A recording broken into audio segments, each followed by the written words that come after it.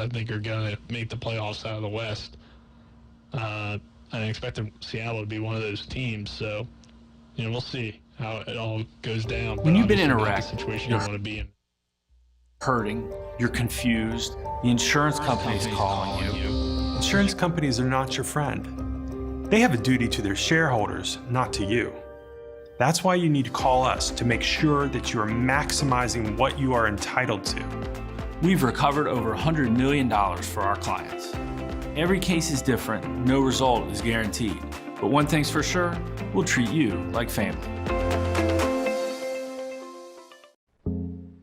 Conveniently located at 440 Williamsport Pike in Martinsburg, Sunset Car Wash's staff specializes in keeping your car clean. From our famous 3-minute cloth wash to our touchless automatic and 6 self-serve bays. We offer whatever preference you have for your car wash needs. If your vehicle could talk, it would say, "Take me to Sunset Car Wash." That's Sunset Car Wash at 440 Williamsport Pike in Martinsburg. Locally owned and operated.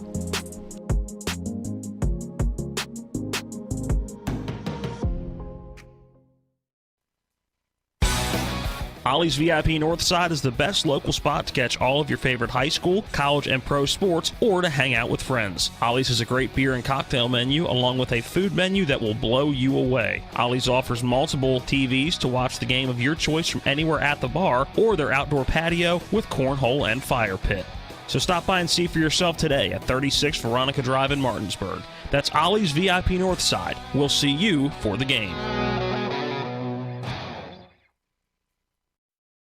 At the Berkeley County Health Department, our motto is prevent, promote, protect. Since 1935, our mission has been to provide clinical and environmental services to protect the health of the general public. We're committed to building public health in our community by offering a wide range of services, including blood pressure screening, breast and cervical screening, family planning, counseling, lab testing, and more. We perform health inspections to make sure the restaurants you visit are clean, and we prepare and coordinate plans to respond to all hazards. The Berkeley County Health Department, 122 Waverly Court, Martinsburg.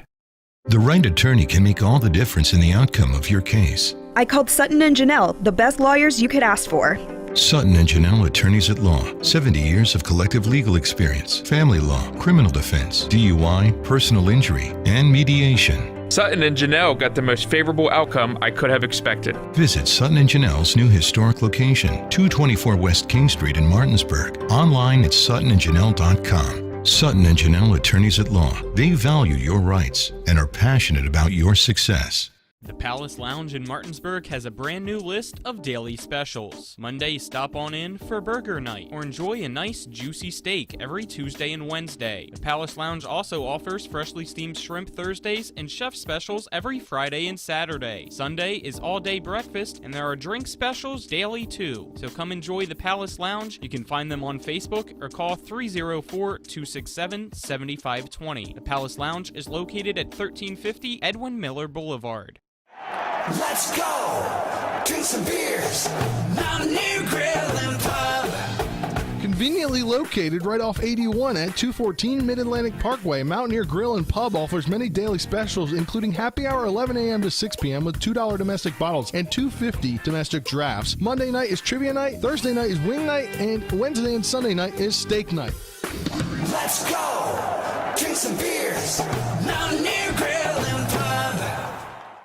When will I be able to retire? How do I make the most of the money I have? How do I leave a lasting legacy to my loved ones? I'm Philip McCoy, financial advisor with the Mirius Group, a private wealth advisory practice of Ameriprise Financial Services Incorporated. Call us today at 304-263-4343 to help you make the most of your financial future. Our office is located at 1270 Winchester Avenue, Martinsburg, West Virginia. Ameriprise Financial Services Incorporated, member FINRA and SIPC. The following sports special is a broadcast presentation of Talk Radio WRNR, Martinsburg. It's time for the excitement of West Virginia high school football. To get you ready for today's play-by-play action, we'll bring you interviews, in-depth analysis, and important game information on the pregame show. So let's get things started by going to the stadium and join our Talk Radio WRNR broadcast team.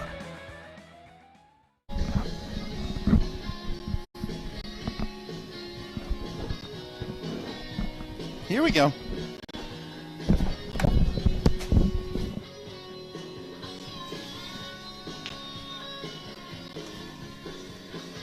And a very pleasant good evening, everyone, and welcome into Moomaw Stadium. We are on the campus of Hedgesville High School. It's the home of the Eagles and the site of tonight's Eastern Panhandle Athletic Conference Showdown as Hedgesville entertains the Musselman Applemen out of the south end of Berkeley County in Inwood, West Virginia. For Talk Radio, WRNR, and TV10 Sports, I'm Matt Miller along with Spencer Dupuis, John Alderton, and Harry Brown running cameras. Colin McLaughlin is on the sidelines. Donna Schaffner is our on-site producer, and our studio engineer is Nick Verzolini.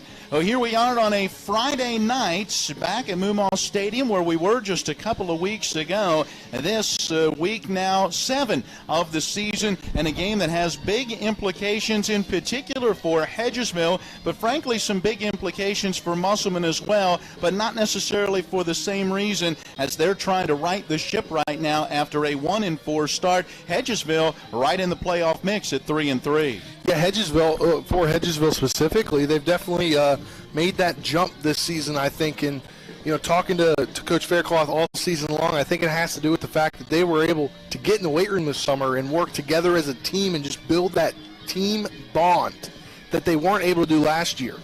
And for Musselman, they started out the season, pretty well. Everything was going good, and then when they got to that Martinsburg game, they got really beat up, and then they just continued to lose players. They were on quarterback playing like F, I think, until I think last week.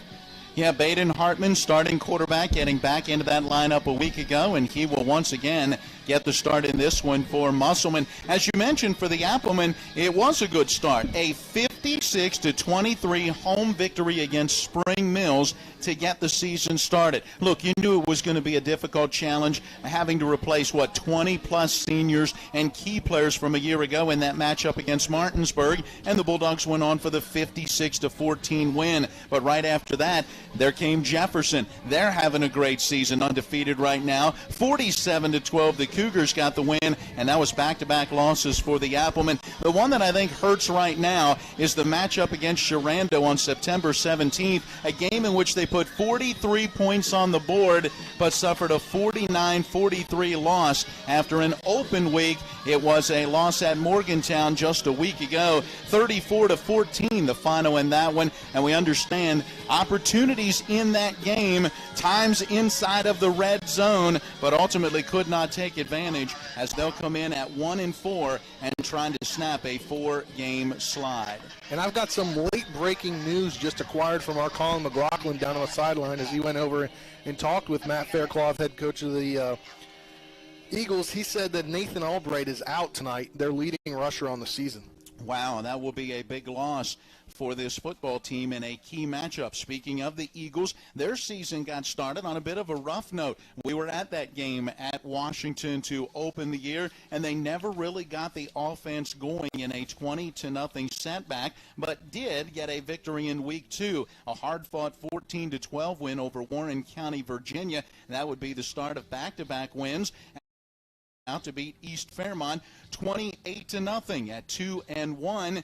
Then came a trip to Morgantown, a 62-20 setback in that one, and then that tough matchup against Martinsburg, 54-6. The final as the Bulldogs got the win there. But just last week, Hedgesville got back in the win column, a 20-7 victory on the road at Spring Mills. That was a rivalry matchup for Hedgesville. They rose to the occasion, and so they'll come into this one 3 wins and 3 losses. And when you look at the rest of their schedule, Princeton, one of the top teams still in AAA.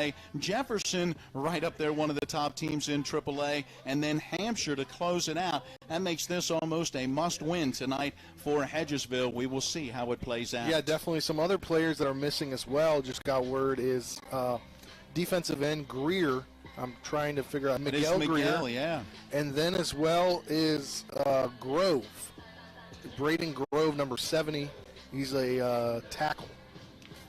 So there you go. Both of these teams dealing with injuries, and unfortunately, that's what you get this time of the year, right? This is week number 7 for the Musselman Applemen. They've already had their bye. For the Hedgesville Eagles, they'll have an open week after next week's matchup against Princeton, and so a chance maybe to heal up before their last 2 against Jefferson and Hampshire. Well, let's check in with that guy down on the sideline. He's been giving us all kinds of information.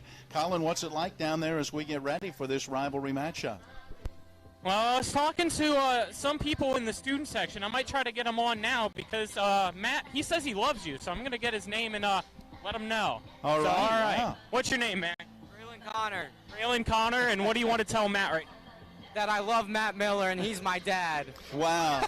Thank you, Braylon. Back up to you guys. There you go, Matt. Thank you, Braylon. I love you, too. I'm not sure that's how the news was going to be broken, but thank you, Braylon, for having just a little bit of fun with us. Oh, there you go. Hey, we better take a break. It's always nice for Colin to have some fun down there, too. It is. It is. Hey, our pregame show brought to you by W. Harley Miller Systems, providing custom integration services like home and office automation, home theater networking, audio, video distribution, and more. Give them a call at 304-350-1931 or visit WHMsystems.com. All right, on the other side of the break, we'll see what else is going on around the Eastern Panhandle, including a Saturday matchup for the Martinsburg Bulldogs in Ohio. That is next as we continue with West Virginia high school football on Talk Radio, WRNR, and TV 10. W. Harley Miller Systems understands the need and desire for reliable and affordable smart home solutions. Secure your home with a security system and keep a close eye on your family. Automate your home with a Control4 system and have smart technology work as one. Set daily schedules to control your thermostats. Push a button and set the mood for dinner by dimming lights and playing music, or just sit back and enjoy a movie in your own home theater. Put decades of experience to work for you.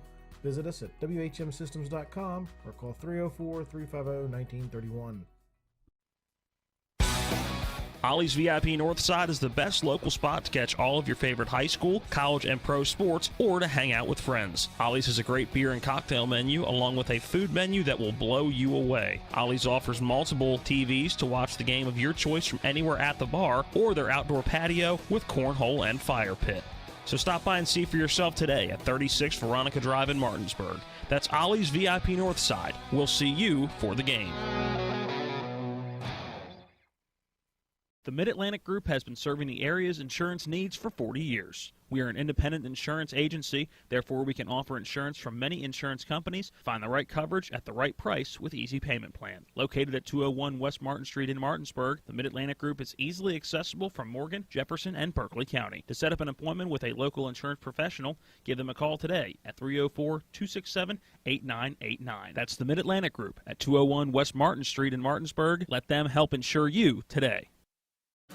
Erie Insurance says here's to the grown-ups who move, mortgage, mow, and still bust a move. Erie Insurance. Welcome back to the W. Harley Miller Systems pregame show as we take a look at the check of the area schedule brought to you by Rock's Local Markets. With convenient locations all around the Eastern Panhandle, Rock's fast, fresh, friendly. We'll start out with the game that we will have tomorrow as Martinsburg travels up to Paynesville, Ohio to take on the Riverside Beavers. And this game came about in a very interesting way in a very late addition to the schedule, as Coach Sherman notes. Well, we're always looking for games, and, Northern Virginia and D.C. was still wavering on whether they were going to play or not. And I think it was just an open website type deal that they saw that we had an opening and sent an email. We called them back immediately, and I think it's really exciting. I like going different places. In fact, we're even looking, maybe even traveling to Florida and getting a Florida team maybe to come here and, doing some of those games that, you get a lot of exposure. But, it's exciting. We don't have any common opponents.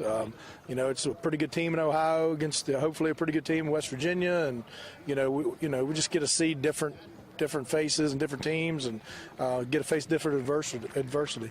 Coach Sherman says that this Beavers team is going to present a lot of challenges to the Bulldogs team, especially on defense. Yeah, they're extremely well coached. They're one of the only teams. Their quarterback, he'll fake like 20 yards.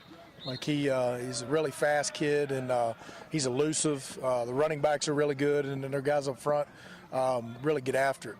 And so they're a team that you look at and you're like, man, they really get after it. And maybe that's a little bit of that Ohio. They can practice pretty much year round, and do a lot of things. And they do a lot of things on defense. So, it's exciting, and, hopefully our guys will rise to the challenge. The next matchup we will talk about is the undefeated Jefferson Cougars as they face the James Wood Colonels at home. And Coach Craig Hunter says he doesn't want his team to get ahead of themselves, knowing that the next game they play will be against the Martinsburg Bulldogs. Just focus on this team. This team is going to be a real good team. I believe they're coming in 4-1. So, they're going to be a good football team. Their record shows that they're a good football team. They're 4-1. They got an explosive offense. They're going to bring in a pressure package defense where they're going to blitz us. So we can't worry about Martinsburg right now. We got to worry about James Wood. That's what we need to worry about. They're on our schedule next. We definitely can't look ahead and focus on a team that's not on our schedule for 2 more weeks. So that's the main thing I stay preaching to the kids, that we can't get ahead of ourselves. Coach Hunter knows that this team they're facing in the James Wood Colonels is going to be a very tough team. As they're 4-1 on the season, they face 2 of the same common opponents in Sharando, who's in their league, and North Hagerstown out of Maryland. They're going to bring in an explosive offensive attack. They got some good offensive players. They got a lot of speed. So we really want to stay sound and stay disciplined in what we're doing and try to contain them. Like I said, they got a lot of speed. The offensive line is pretty good. So we just got to stay disciplined, assignments-based football, and try to get after them. This week, the Spring Mills Cardinals host Frankfort out of AA, and head coach Josh Sims knows that just because they're a AA team, they're not a team that you can take lightly. When you look at a Frankfurt or a school like that, or even a Kaiser, what they can do with 28 guys is what a lot of programs can do with 6. So they're going to have tough kids. They're going to have committed kids. They're going to have disciplined kids. And, whenever you can get those 3 things, that's going to present a problem. And, we ran into that last year up at their place when, we had Keon and Chase Henson. We had, those talented seniors where we went in there and they hit us in the mouth and they shocked us. So it's one of those things where, they're going to play, once again, play disciplined football. They're going to play team football. And they're going to, believe in their system and what they're doing.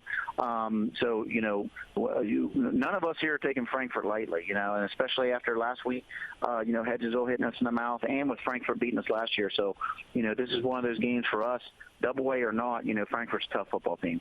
Coach Sims knows it's little things that have been hurting them during games that's killed them this season, and he knows they need to change that this week. We've been a little snake bitten at the quarterback position. We've had two games this year where our starting quarterback went down the second series of the game. So, it's one of those things where, it's things you can't help. But, we definitely need to get healthy and find a way to be durable. Because, again, when you start lose some of these starters in high school football, it makes things a little difficult. But, again, with us, a lot of it's just, eliminating a lot of the mistakes, shooting ourselves in the foot. We're getting caught offensively in way too many 2nd and 20s, whether it be a holding call or, a false start in the second 15. So we got to eliminate those penalties so we put ourselves in a better position. Defensively, I think we just need to keep shoring up what we've been doing. Again, just eliminate some of the, assignment lapses we get sometimes in the interior line. Yeah, and with Frankfurt, like I said, like Hedgesville, it's going to be very similar. We got to definitely watch out for their pop passes. And also on special teams, we got to eliminate, we got to stop shooting ourselves in the foot. We had a kickoff last week that bounced off our knee, and they went and recovered it, and those are huge momentum swings. So, at the end of the day, it really comes down to just a lot of the little things. The Washington Patriots are on a bye this week, and we caught up with head coach Glenn Simpson on Tuesday, but unfortunately we had a technological glitch that caused the interview to be deleted. But Coach Simpson really wants his team to work on a lot of stuff that they've been not doing well in games and practice these next 2 weeks. That was a check of the area schedule brought to you by Rock's Local Markets with convenient locations all around the Eastern Panhandle. Rock's fast, fresh, friendly. Once again tonight, our matchup is Musselman at Hedgesville. We will continue to preview that matchup coming up next on the W. Harley Miller Systems pregame show. You're listening to West Virginia High School football on Talk Radio WRNR and TV 10. Nothing's better for celebrating after a tough day on the gridiron than a refreshing beer from the frozen tundra of Rock's Beer Cave. Go ahead. Pour it on, big guy.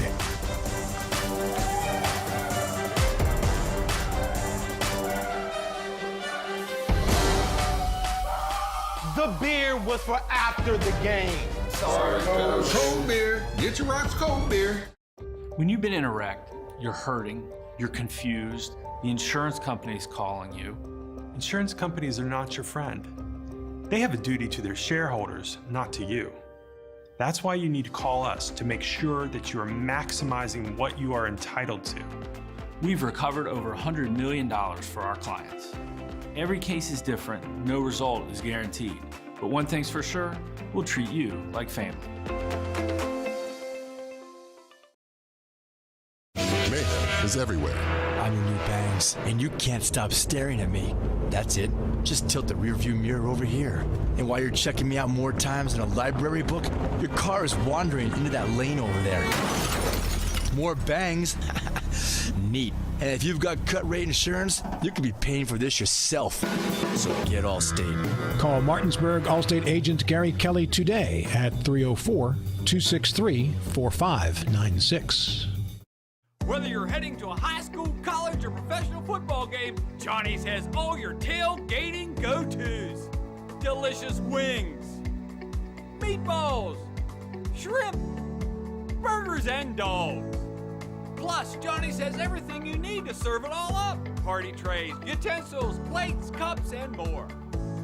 Stop by either of our two great locations, 1456 Winchester Avenue in Martinsburg and Route 11 South in Chambersburg. Get ready.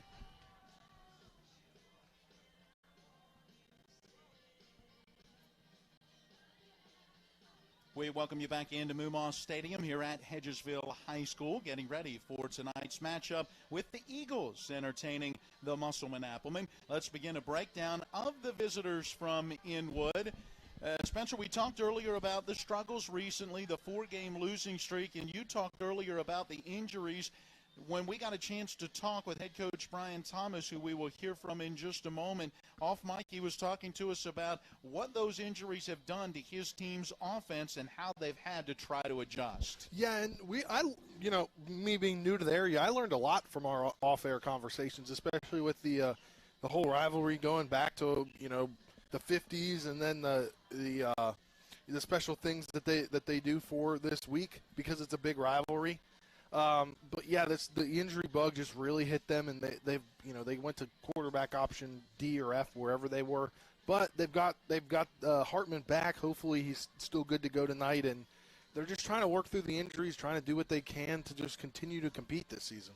Yeah, Baden Hartman has been able to play in 3 games and has thrown for 442 yards, 4 touchdowns, and 2 interceptions. Ray Adamas has played a little quarterback in at least all 5 games so far, so he's had a few opportunities in there, but has been forced into that starting situation as well.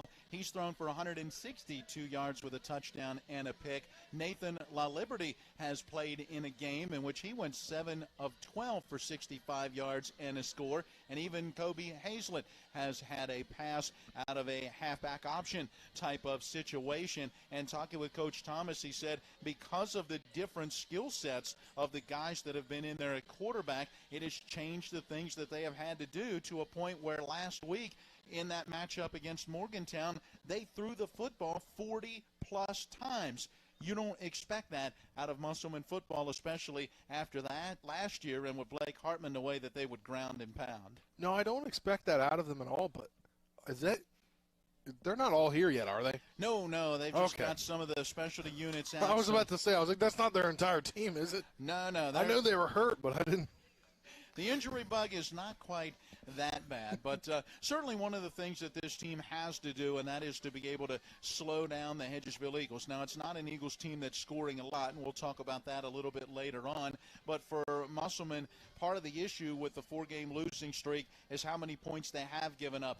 56 against Martinsburg, 47 against Jefferson, 49 against Sharando, and 34 at Morgantown last week. In all, they're being outscored on average 42-28 each game this season. Yeah, and that's just not something you can do if you want to put together a winning culture. You at least got to score some points in a game and play better defensively. Well, 28 points, I think enough that they can win some games if the defense is able to do the job here tonight. And, you got to like the opportunity for Musselman in this one to maybe sneak one on the road and snap that 4-game slide. We shall see. It's a Musselman program that is very, very strong. A great tradition helped to be built by Denny Price, who over 40 seasons led this program to 3 state titles and 276 victories.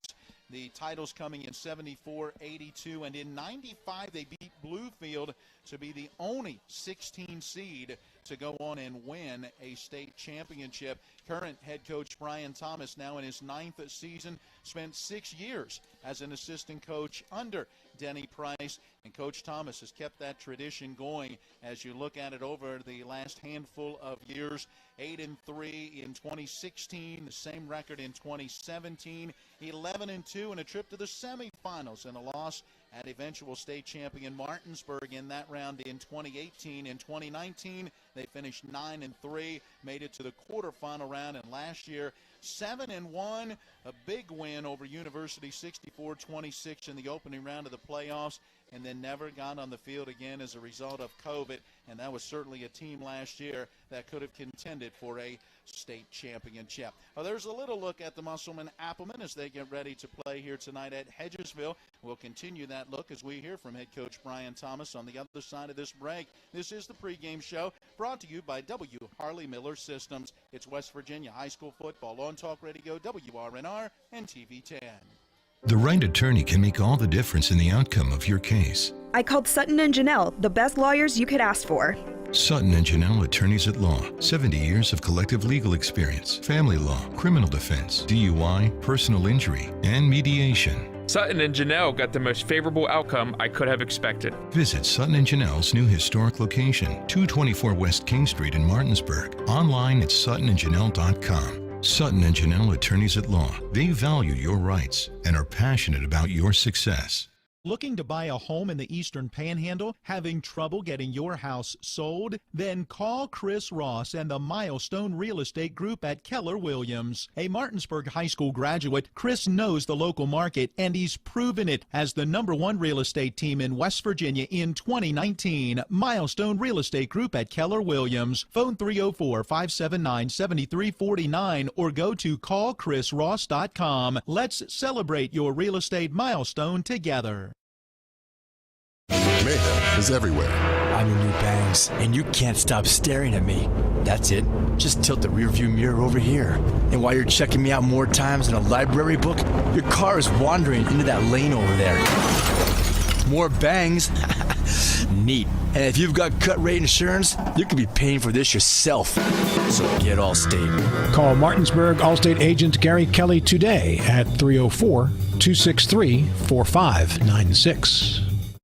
With 4 new car dealerships and 4 used car dealerships in 3 states, Parsons is the largest used car and fastest growing new car dealer in the tri-state area. Take Parsons Ford with huge savings on hundreds of new Fords, financing from 0%, Parsons' goal of financing for all, and Parsons' famous above market trade-in allowances that help make Parsons #1 for used cars too. See why so many won't buy anywhere but Parsons Ford in Martinsburg. We became #1 by making you #1 first. Parsons.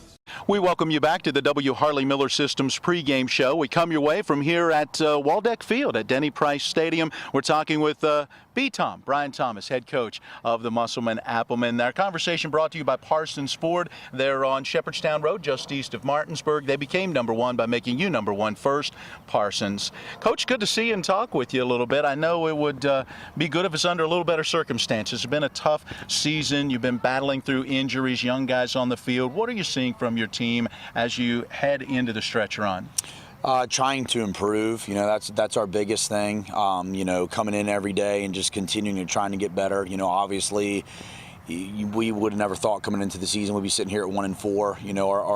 Our football program over the past 5 years or so has had really high expectations. So we're not sitting where we want to be sitting at right now. But at the same point, we have to understand we're not sitting at the place that we're sitting because we're not doing some things right. So we have to improve on those things and kind of get better. Just at really every aspect of our football team. What is that response that you're seeing from your players? As you said, not expecting to be in a situation like this. How are they handling it? We've had some really good practices. Last week against Morgantown, going into the game, we had a really good week of practice. Obviously we didn't get the result that we wanted, but, we've came out this week, and we probably have had some of the more physical practices that we've had this year. We've kind of changed some things up, kind of adjusted the practice schedule a little bit, and our kids have really kind of taken that on and responded to that. When you look at playing a lot of younger players and seeing guys have to step in, I know you still want to obviously have success this year, but is this the beginning where you say, hey, these guys are building for what could be coming next year and even the year after? Yeah, I think kind of looking at it from like a past into the future thing, what we had happen last year was just so unreal, to have, to graduate that many players. I don't know if I don't know if you'll ever have a season where, really we played about 20 different kids and all those kids were seniors other than two, so just, losing all those kids, you come into this year with just so much inexperience, usually you can look at a lot of years and say, hey, we have, this back, you at least have a handful of guys. Right. This year, just with the inexperience, it's kind of been some adjusting to and some getting used to a little bit. But like you said, at the same time, we are playing, a handful of seniors. We do have some sophomores that are playing. We're starting juniors, starting sophomores. We're even starting a freshman this year. So, we kind of got a little bit of mix of a little bit of everything. Are you seeing that improvement from week to week that you're hoping to see? Yeah, we are. I think the biggest thing that we've done in the past that our kids have understood that this year we're trying to get across to the kids is, you have to get your best player against your best player in practice, because that's what you're going to see on Friday night. So, last year, for example, we had an all-state running back in Blake Hartman. You had an all-state linebacker in Justin Reinhardt. Well, a lot of times we put those two kids against each other in practice, and kind of preach to Justin, if you can tackle Blake, you can tackle anybody, and preach to Blake, if you can break that tackle from Justin, you can break that tackle from anybody. So we've really tried to get that across our heads to our kids of just the competition and the competing in practice. And I think it's getting better as the year progresses a little bit.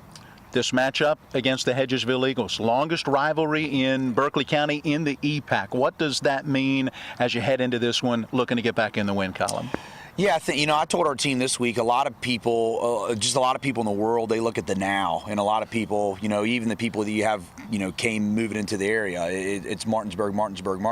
And rightfully so. Martinsburg's been good. But, I remember as a kid growing up, when Martinsburg wasn't so good, when I was growing up, in the 90s, that, the big game was Hedgesville Musselman. And you look at, like I told a lot of our kids, I said, back in the day, Martinsburg didn't play Musselman. Martinsburg was a AAA school. Musselman was a single A school. I said, but the one school that we've always played was Hedgesville. So, the rivalry's big. It's one of those, anytime you play an Eastern Panhandle game, it's big. But, you look forward to the Martinsburgs and the Hedgesville. So, this one's a big one for us just because, it's a county rivalry game. What is it that you see in the Eagles and the challenge they present? Yeah, they're physical. They're physical. Coach Faircloth's done a really good job with them. And I've heard some of his interviews with you guys and listened to some of that stuff. And he preaches that. He preaches, we want to be tough and we want to be physical, and he's done a really good job of instilling that in his kids. Last year, no disrespect to them last year, but they at times last year they kind of looked uninterested and they kind of looked like, hey, we don't really know if we want to be out here, and that's not the case this year at all. They play hard, they play physical. He's doing a really good job with them. They're going to present a challenge. We also know that they're 3-3, and this is a big game for them. They have us this week. They have Hampshire coming up down the stretch, so they have a chance to make the playoffs. So we know that, going into their place, they're going to be fired up. They're going to be ready to go. It's almost going to be kind of like a playoff atmosphere for them. Coach, we wish you all the best. Thank you for your time. Hey, thanks, Matt. Thanks for having me. Musselman head coach Brian Thomas joining us here in the pregame show. Our conversation brought to you by Parsons Ford on Shepherdstown Road, just east of Martinsburg. They became number one by making you number one first. Parsons. Stay tuned for more of the W. Harley Miller Systems pregame show. It's West Virginia High School football on Talk Radio, WRNR, and TV 10.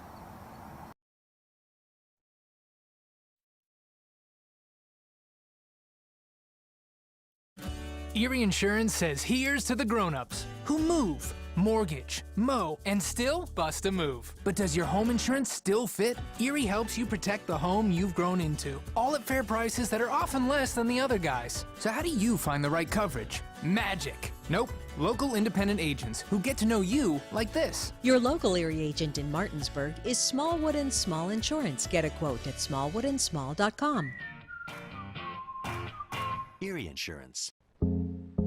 Conveniently located at 440 Williamsport Pike in Martinsburg, Sunset Car Wash's staff specializes in keeping your car clean. From our famous 3-minute cloth wash to our touchless automatic and 6 self-serve bays. We offer whatever preference you have for your car wash needs. If your vehicle could talk, it would say, "Take me to Sunset Car Wash." That's Sunset Car Wash at 440 Williamsport Pike in Martinsburg. Locally owned and operated.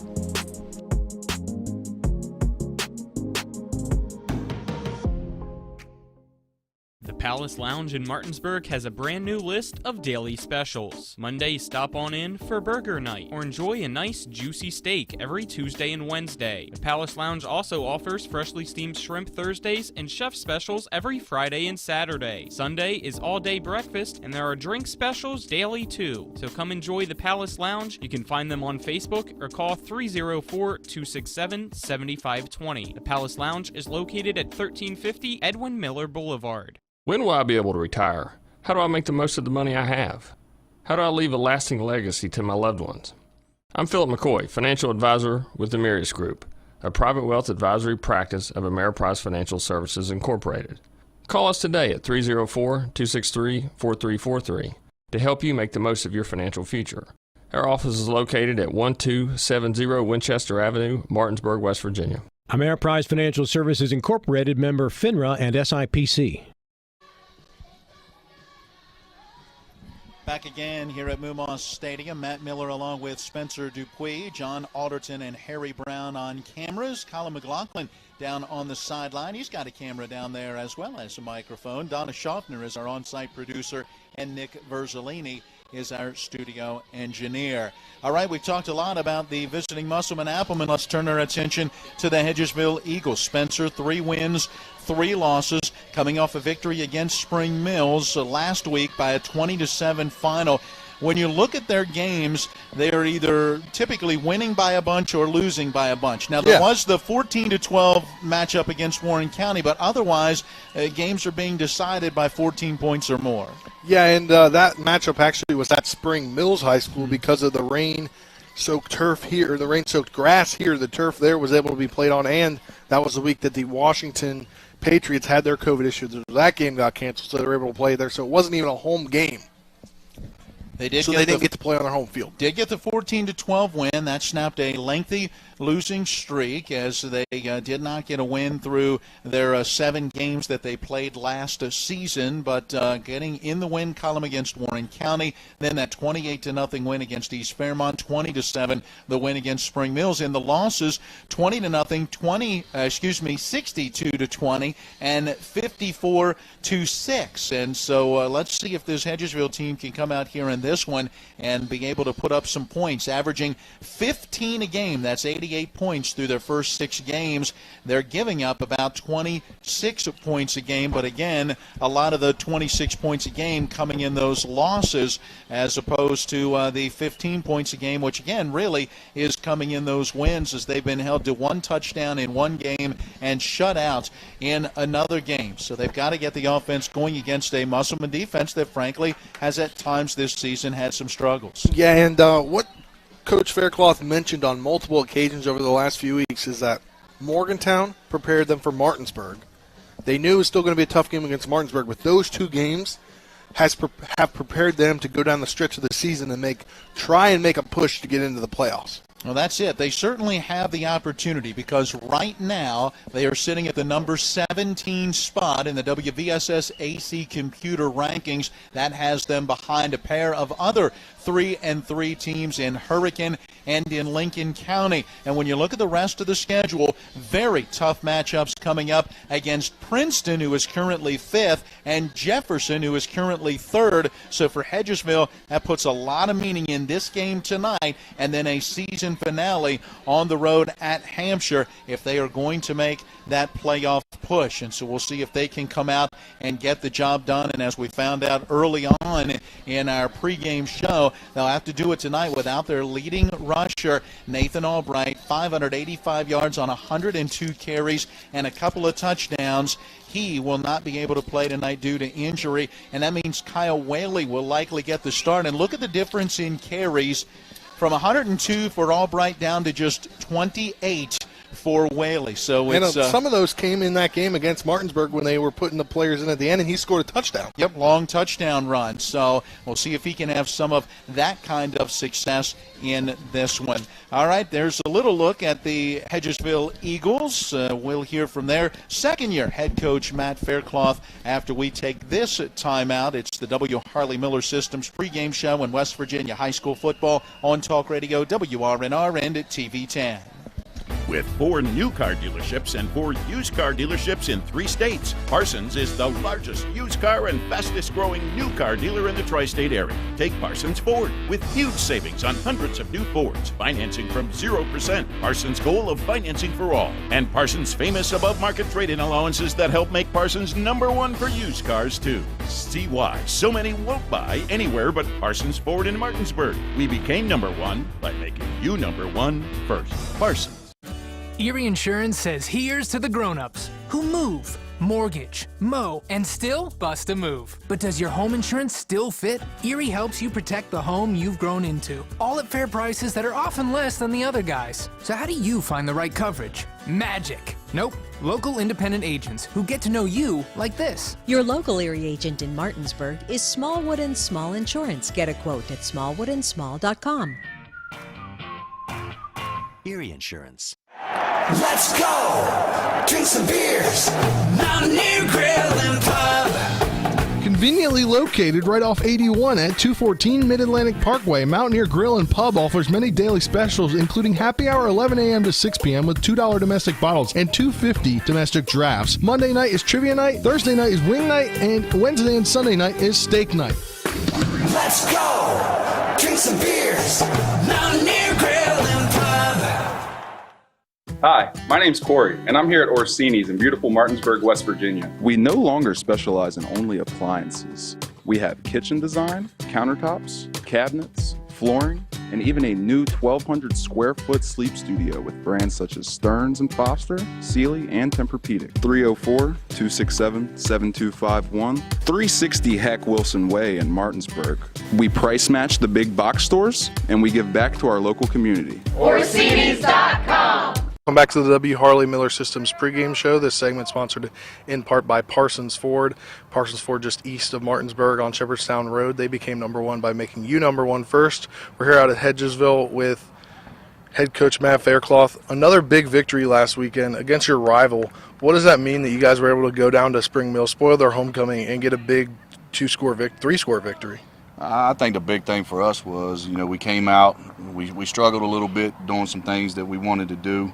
They made some adjustments, but the kids stayed locked in on the defensive side of the ball, gave us a chance to stay in the game, not giving up any big plays, and we made our adjustments at halftime and came down and did what we needed to do. How does it feel as a head coach to finally feel like you're putting everything together? You've kind of felt like maybe this year getting everybody in the weight room, kind of everybody being together, but now being able to string some wins together and potentially down the stretch make a playoff run? Yeah, everybody, thought we were crazy last year talking about trust the process. We wasn't together a lot in the off season last year. We kept telling them trust the process, give it another year, and then this off season getting in there and doing the dirty work, and that's what we call it, the dirty work. Nobody wants to go up in that hot box. Out here we got a weight room. In the summertime it gets to about 120, and them kids put the work in, and for us it's stick to the process, trust the process. We just got to get better each week. And when we were here a couple weeks ago when you guys faced Martinsburg, I definitely could tell at the end of the game when you guys were able to stretch some things together, that must have built some confidence going forward. Yeah, it's like I said, that last interview, I think Morgantown prepared us for Martinsburg, and Martinsburg and Morgantown prepared us for Spring Mills, because, that's two tough teams, two different style teams. One's going to pound it down your throat, and the other one's going to try to, use their athletes, which Martinsburg has all over the field.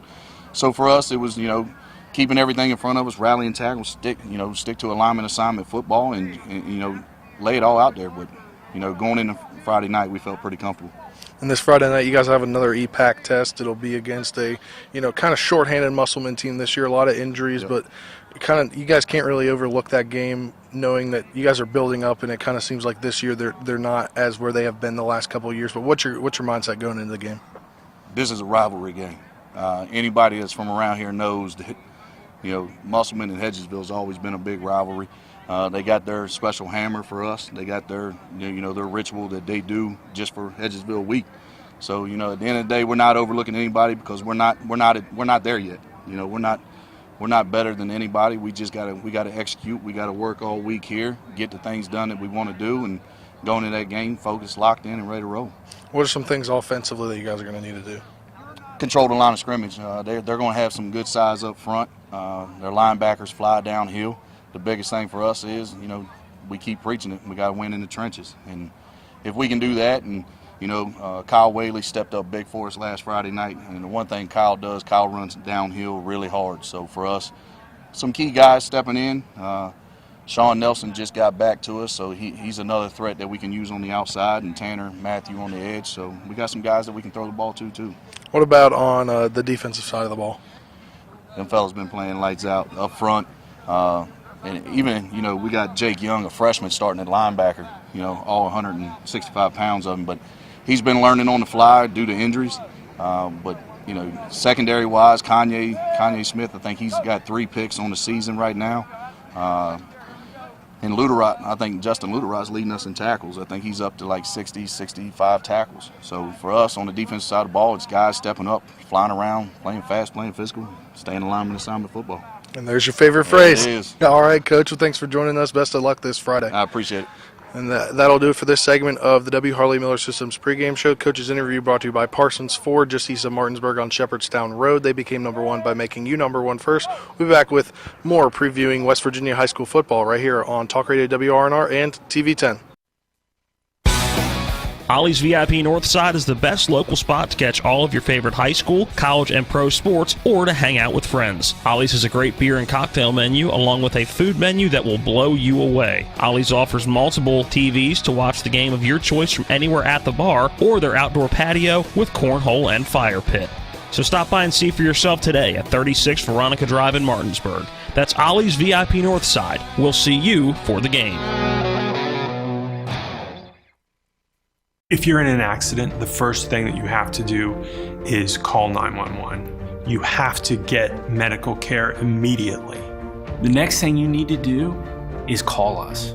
When you hire us at the Skinner Law Firm, what we do is we are going to investigate your case, and we're going to lay out the options that you have, all at no cost to you. We will use all of our resources and all of our experience to get you what you deserve. That's what we mean by treating you like family. Erie Insurance says here's to the grown-ups who move, mortgage, mow, and still bust a move. But does your home insurance still fit? Erie helps you protect the home you've grown into, all at fair prices that are often less than the other guys. So how do you find the right coverage? Magic. Nope. Local independent agents who get to know you like this. Your local Erie agent in Martinsburg is Smallwood & Small Insurance. Get a quote at smallwoodandsmall.com. Erie Insurance. Home Helpers of the Eastern Panhandle, making life easier for you, your family, and especially your loved one who needs care. Locally owned, you can trust their professionally trained staff to provide the best possible care, allowing your loved one to remain where they're happiest, in their home. From a few hours to 24/7 service, they'll work with you to develop a custom plan to best meet your needs, including meal prep, light housekeeping, and transportation. Call 304-433-8000 or visit homehelpershomecare.com/panhandle or visit them on Edwin Miller Boulevard in Martinsburg. Each office independently owned and operated. Back to the W. Harley Miller Systems pregame show. This segment of the pregame show brought to you by the Marius Group and Ameriprise Financial Advisors John Everson and Phil McCoy. They're at 1270 Winchester Avenue in Martinsburg. We're joined by Justin Luderott here. What did you guys do last week that was really good to beat your rival in Spring Mills? It was a big game for you guys. Well, coming into that game, I feel like we really wanted to beat them, like, extremely bad, knowing that they're our rival and stuff, and knowing the streak that happened in the past. They're one of the games that we have like a scoreboard and stuff, so we remember the score. So we just wanted to go win that game badly.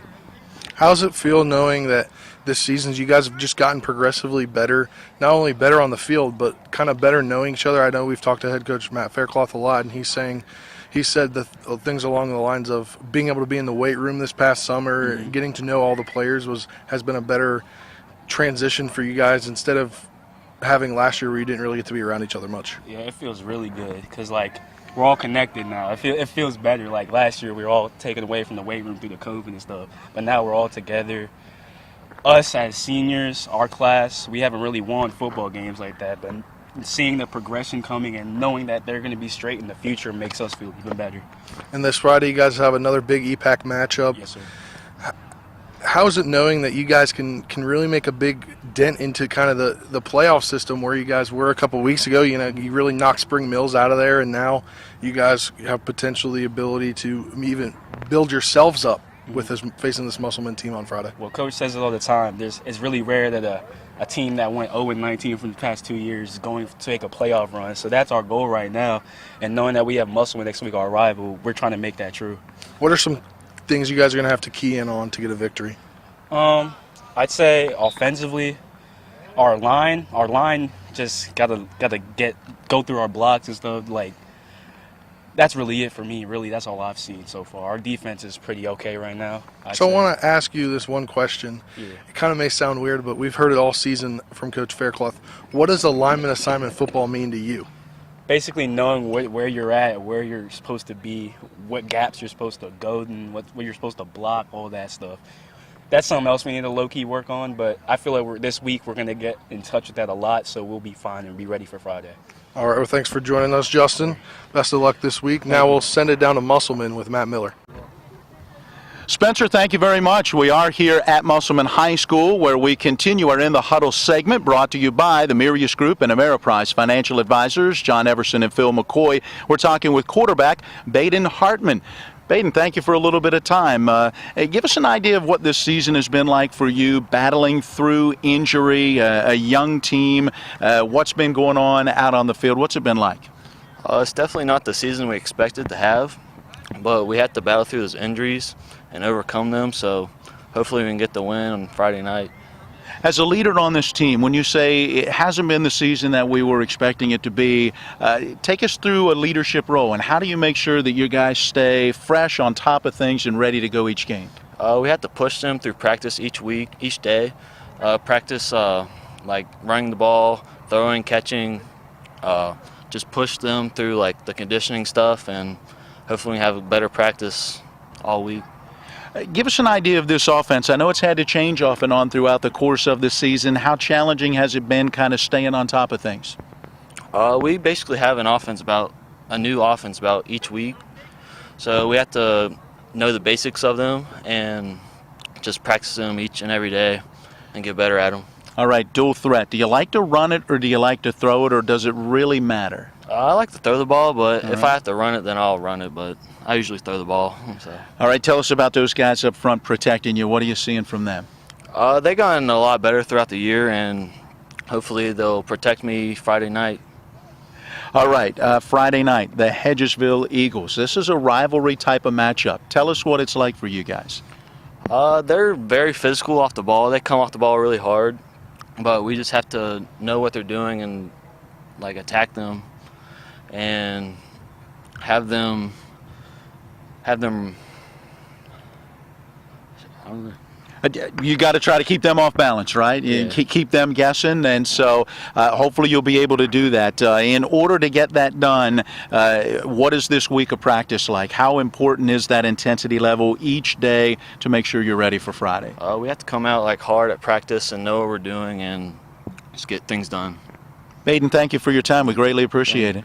Wish you all the best in the game. That is Baden Hartman. He is joining us here in the huddle, brought to you by the Mirius Group and Ameriprise Financial Advisors, John Everson and Phil McCoy. Give them a call at 304-263-4343 or stop by their office there at 1270 Winchester Avenue in Martinsburg. We've got more of the W. Harley Miller Systems pregame show coming up. It's West Virginia High School football on Talk Radio, WRNR, and TV 10.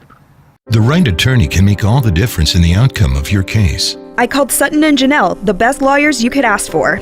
Sutton and Janelle Attorneys at Law. 70 years of collective legal experience. Family law, criminal defense, DUI, personal injury, and mediation. Sutton and Janelle got the most favorable outcome I could have expected. Visit Sutton and Janelle's new historic location, 224 West King Street in Martinsburg. Online at suttonandjanelle.com. Sutton and Janelle Attorneys at Law. They value your rights and are passionate about your success.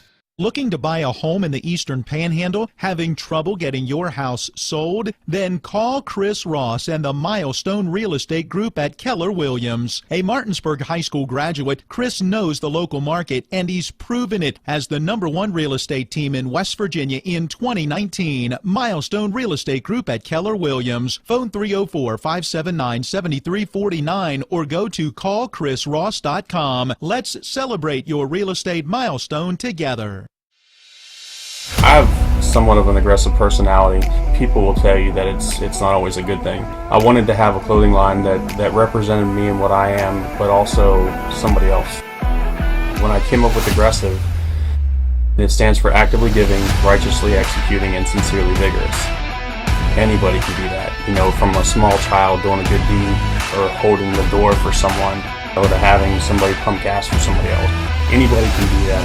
Aggressive Clothing is a company that I started to try to be able to give back to local vets, first responders, and law enforcement. My grandfather and 7 other brothers of his were all in the Navy. They were in Pearl Harbor, and this was my way to be able to give back, whether it be doing charitable donations or networking, helping them get jobs, anything I can do to help.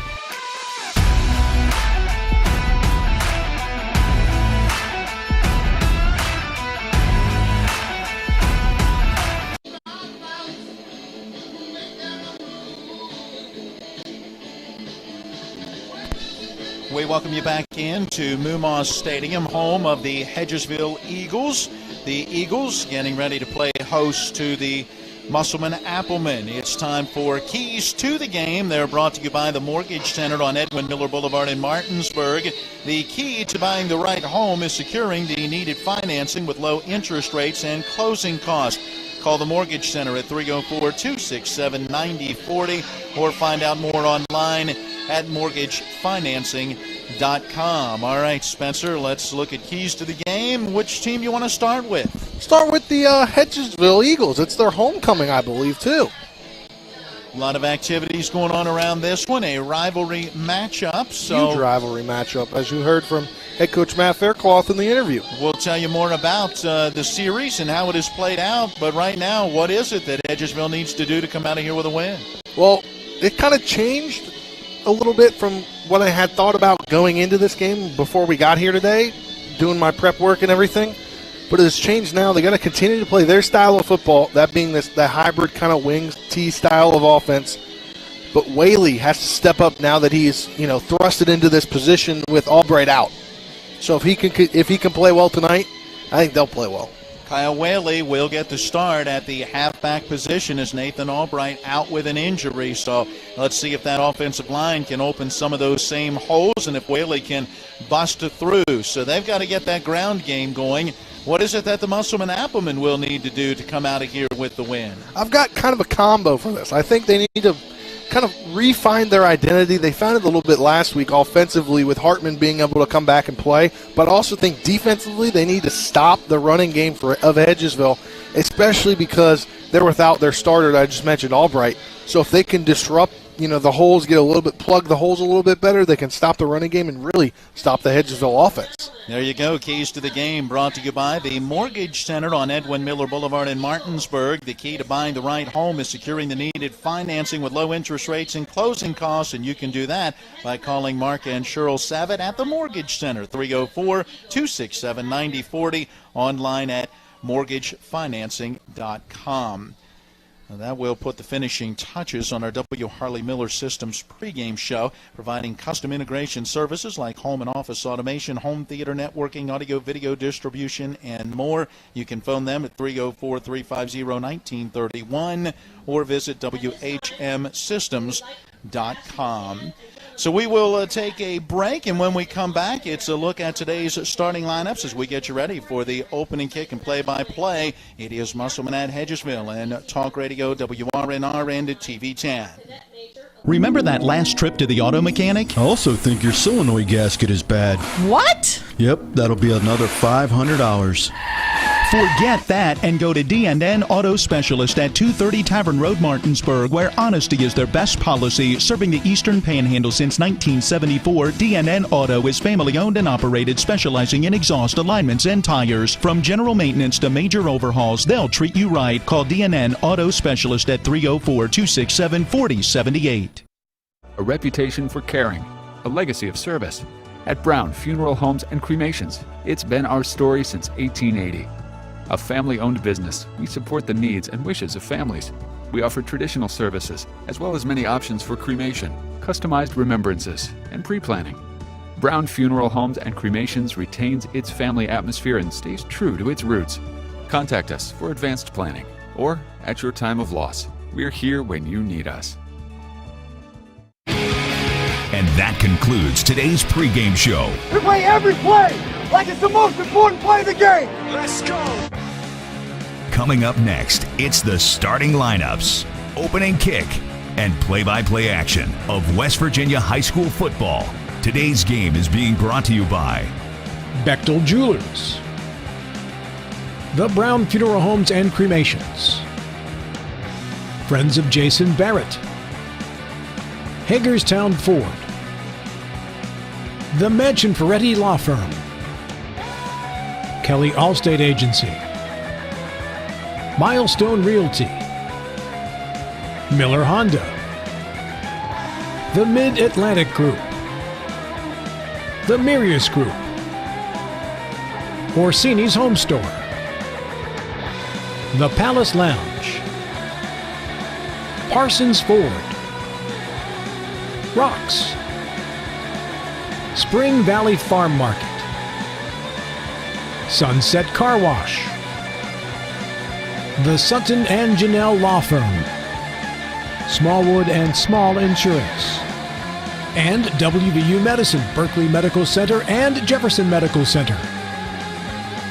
And now, let's go back to the field and rejoin our Talk Radio WRNR broadcast team.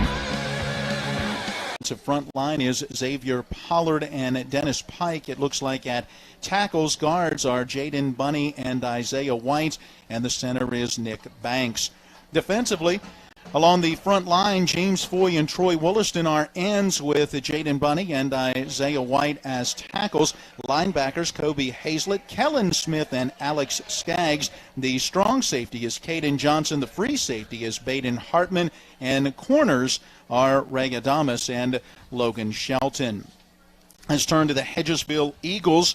Offensively, Jackson West is at quarterback. Kyle Whaley will get the start at tailback as Nathan Albright is out with injury. Gabe Tost is also at a back position, while a wingback is Gage Creel. Tanner Matthew is the wide receiver. The tight end will be Eli Faircloth. It looks like Drew Milton along with Richie Harper, Michael Nichols, Nate Lamb, and Levi Faircloth as guys along that offensive front line. Let's turn our attention to the defense, where it looks like Eli Faircloth will get the start at a defensive end position along with Bryce Sotil.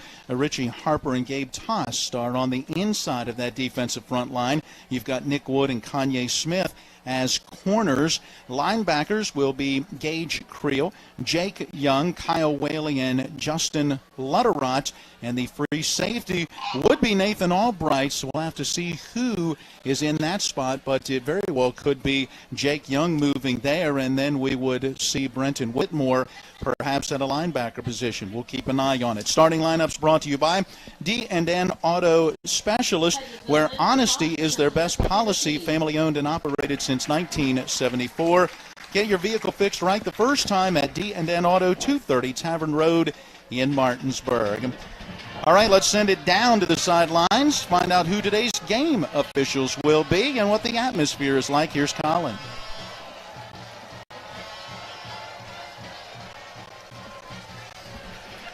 All right, let's send it down to Colin. I think we've got him now. Colin, are you there?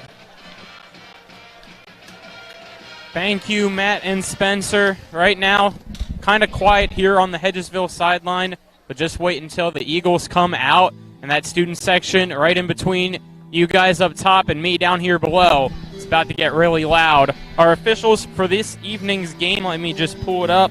You got your referee, Christian Keel. The umpire is Mike Gritt. Your head linesman is Brian Milburn. The line judge is Dan Faircloth. And the back judge for this evening's game is Jason Smith. It's going to get loud. I'm ready for it right here in Moomaw Stadium. Always fun in the EPAC. Back up to you guys to take it home. All right, game officials brought to you by Brown Funeral Homes and Cremations, Robert Fields and Sons, a family-owned full-service funeral home in Martinsburg, Inwood, Charlestown, Ranson, proudly serving the area since 1880. Well, as we get ready for this one final 30-second timeout. We'll be back with the opening kick. It's West Virginia High School football on Talk Radio, WRNR and TV 10. At the Berkeley County Health Department, our motto is Prevent, Promote, Protect. Since 1935, our mission has been to provide clinical and environmental services to protect the health of the general public. We're committed to building public health in our community by offering a wide range of services, including blood pressure screening, breast and cervical screening, family planning, counseling, lab testing, and more. We perform health inspections to make sure the restaurants you visit are clean, and we prepare and coordinate plans to respond to all hazards. The Berkeley County Health Department, 122 Waverly Court, Martinsburg. Well, the Hedgesville Eagles decked out in the blue pants, blue jersey tops, gold lettering and a trim. The blue football helmet with that gold H on the side of the helmet. They will receive the football and will return this kick from right to left. Kicking from left to right will be Tyler Waddell, the 5'9", 185-pound senior. He and his Musselman teammates clad in the Kelly green pants with the white jersey tops, Kelly green lettering with red trim, and the traditional green football helmets with the white apple and the green M in the middle. I like hearing Kelly green here in this side of the state. Is that the same green as Marshall? Yeah, Kelly green. It kind of looks like Marshall WVU. Kanye Smith going deep right down the middle of the field to our right. He will be the main return man, and he is inside of the 5-yard line.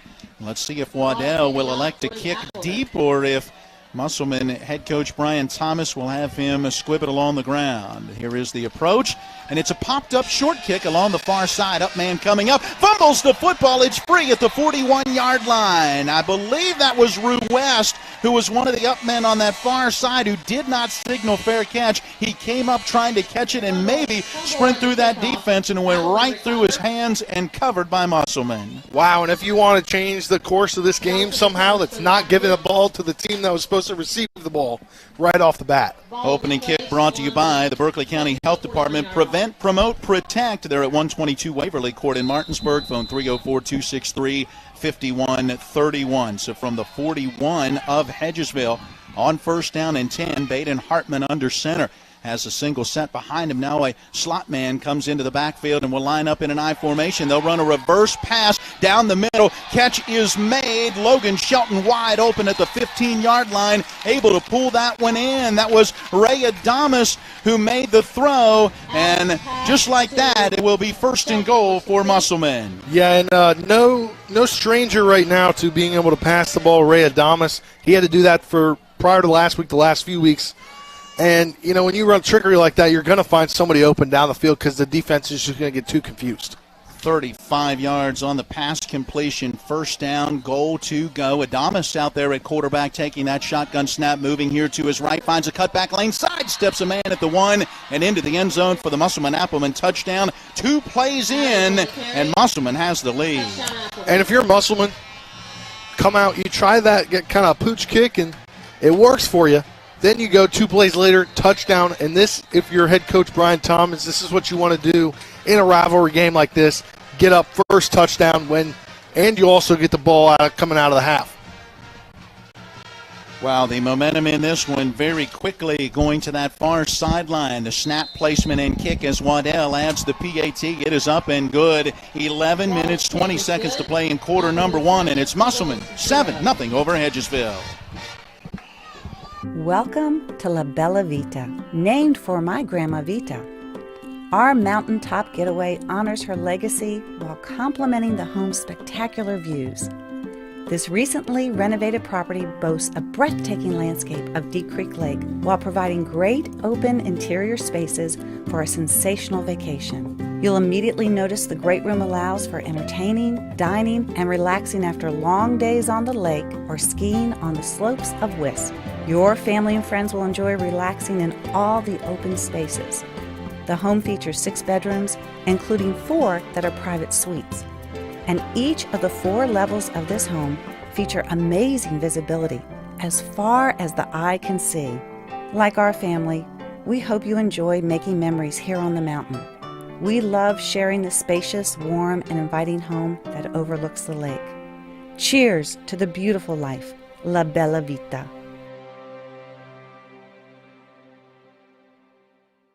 The Drive summary brought to you by 61st District Delegate Jason Barrett, Trusted Leadership, Real Solutions. After the fumble on the opening kick, 2 plays, 41 yards, took 36 seconds. Ray Adamas 6 yards on the touchdown run, and the ensuing kickoff again popped up far side, where this time Ruest calls for the fair catch, plants underneath of it and makes that fair catch, and Hedgesville will have their first possession at their own 34. Hey, if you worked the first time, try it again, right?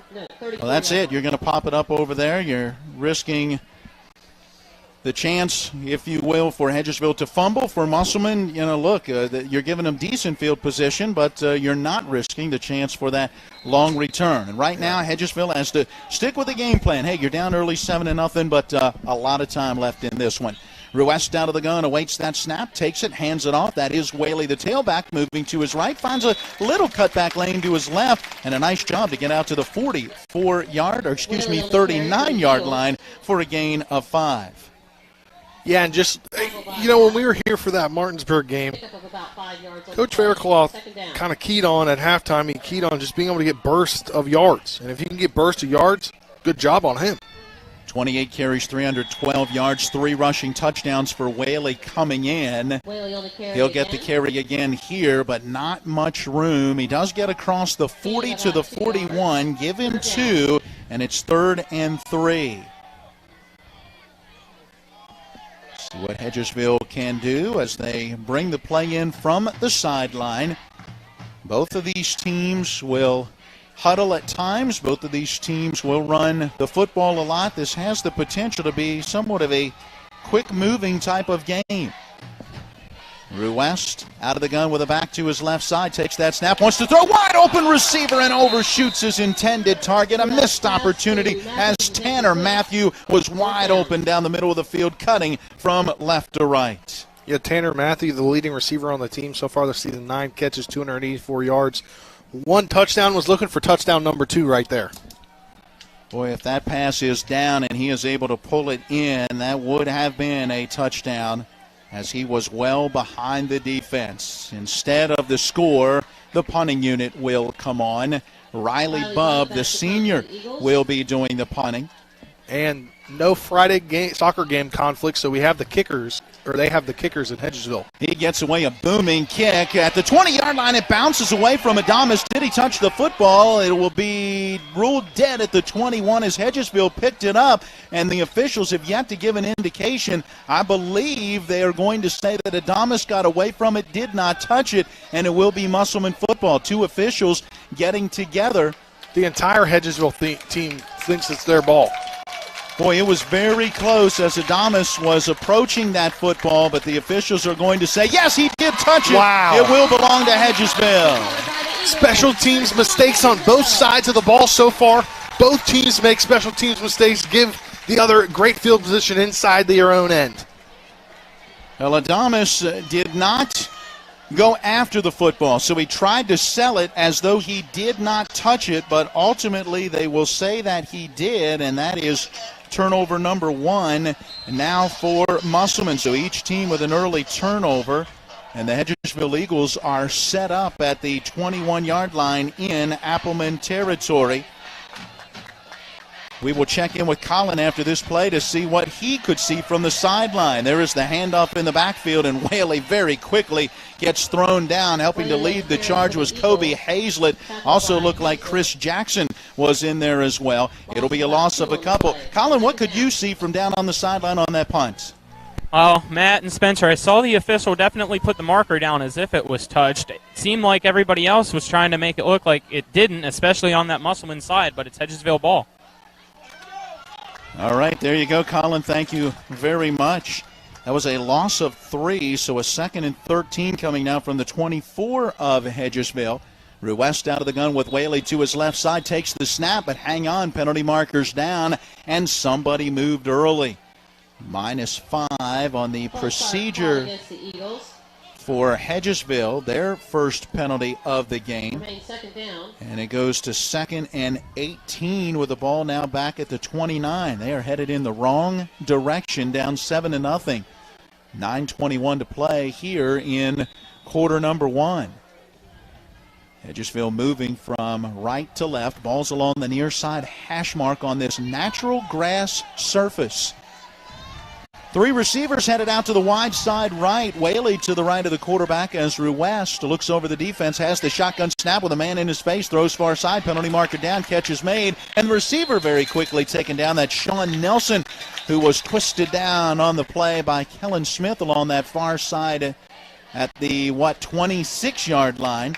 It would be a gain of 3, but hang on, personal foul. Roughing the passer on Musselman. Flag came in the backfield. I kind of thought that's what it was because you saw Ruest down. So it was a gain of 3, and then they will mark that penalty off at the end of that, and they will put it all the way down to about the 13-yard line. So Hedgesville able to catch a break with the penalty and will get, let's see, first down and 10.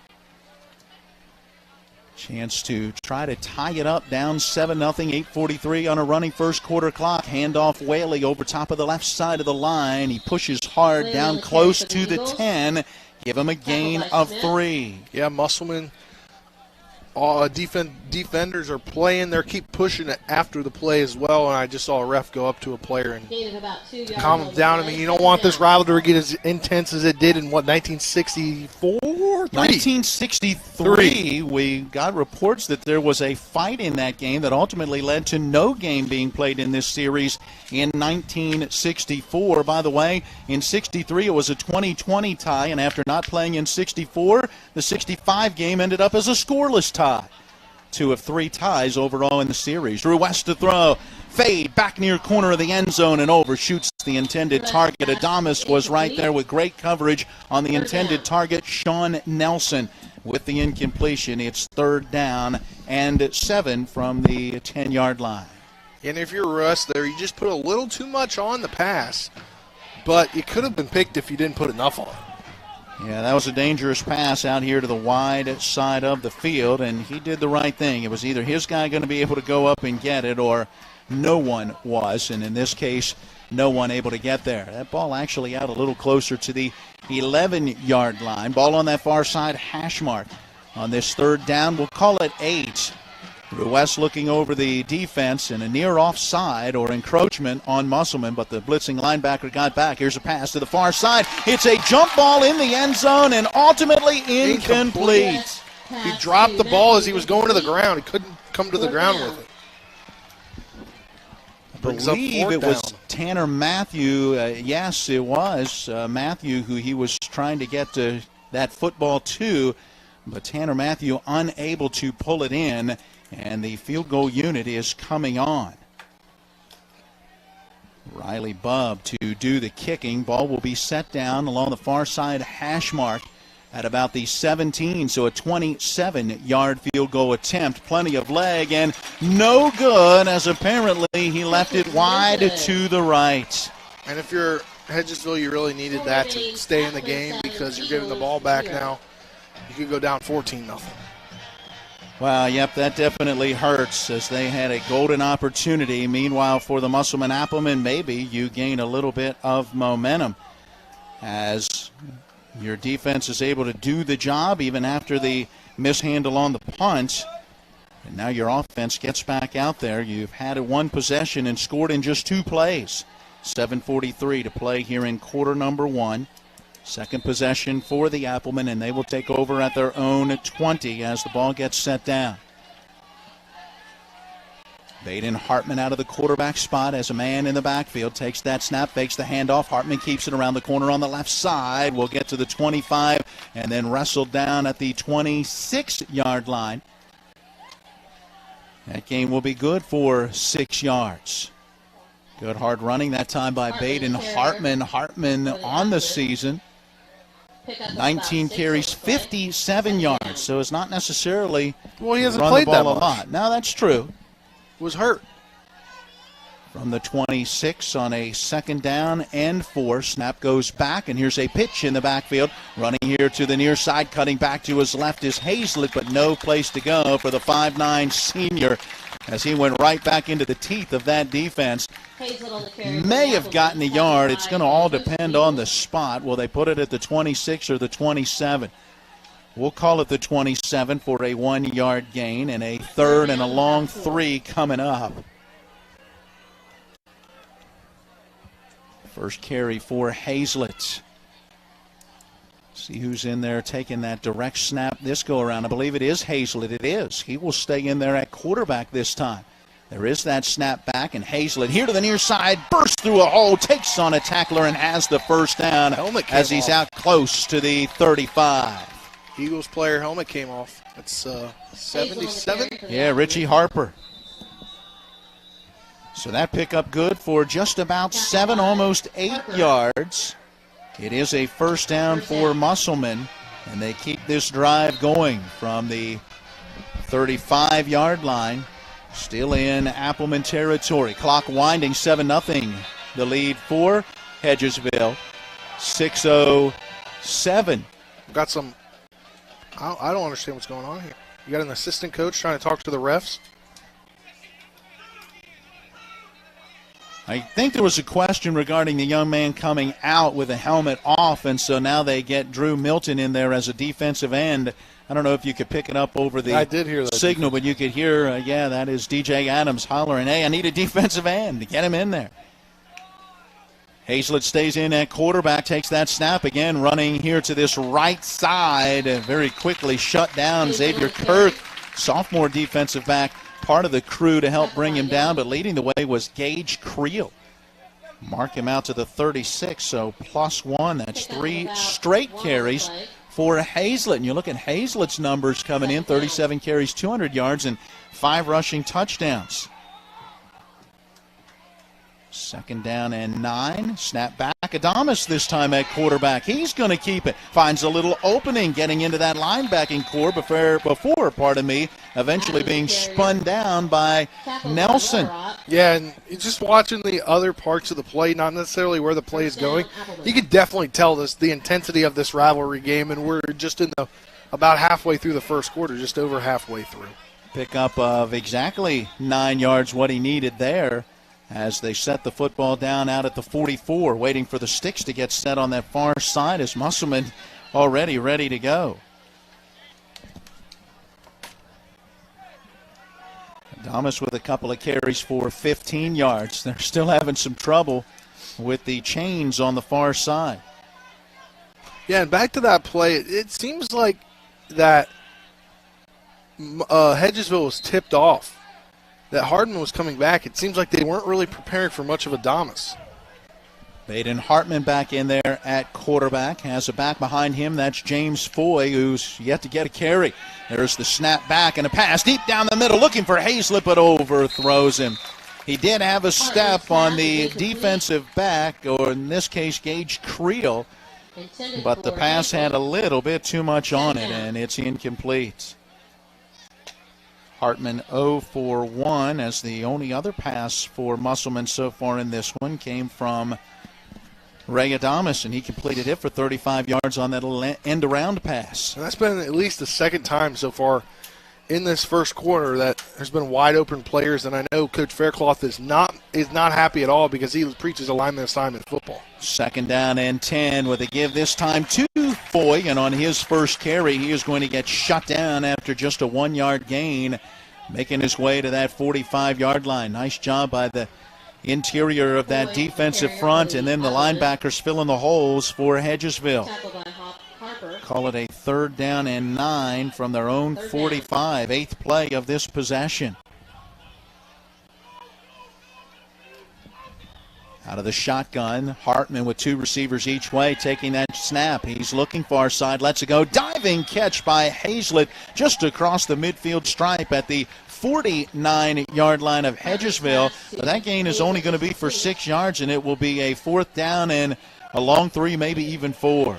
They bringing the punting unit out.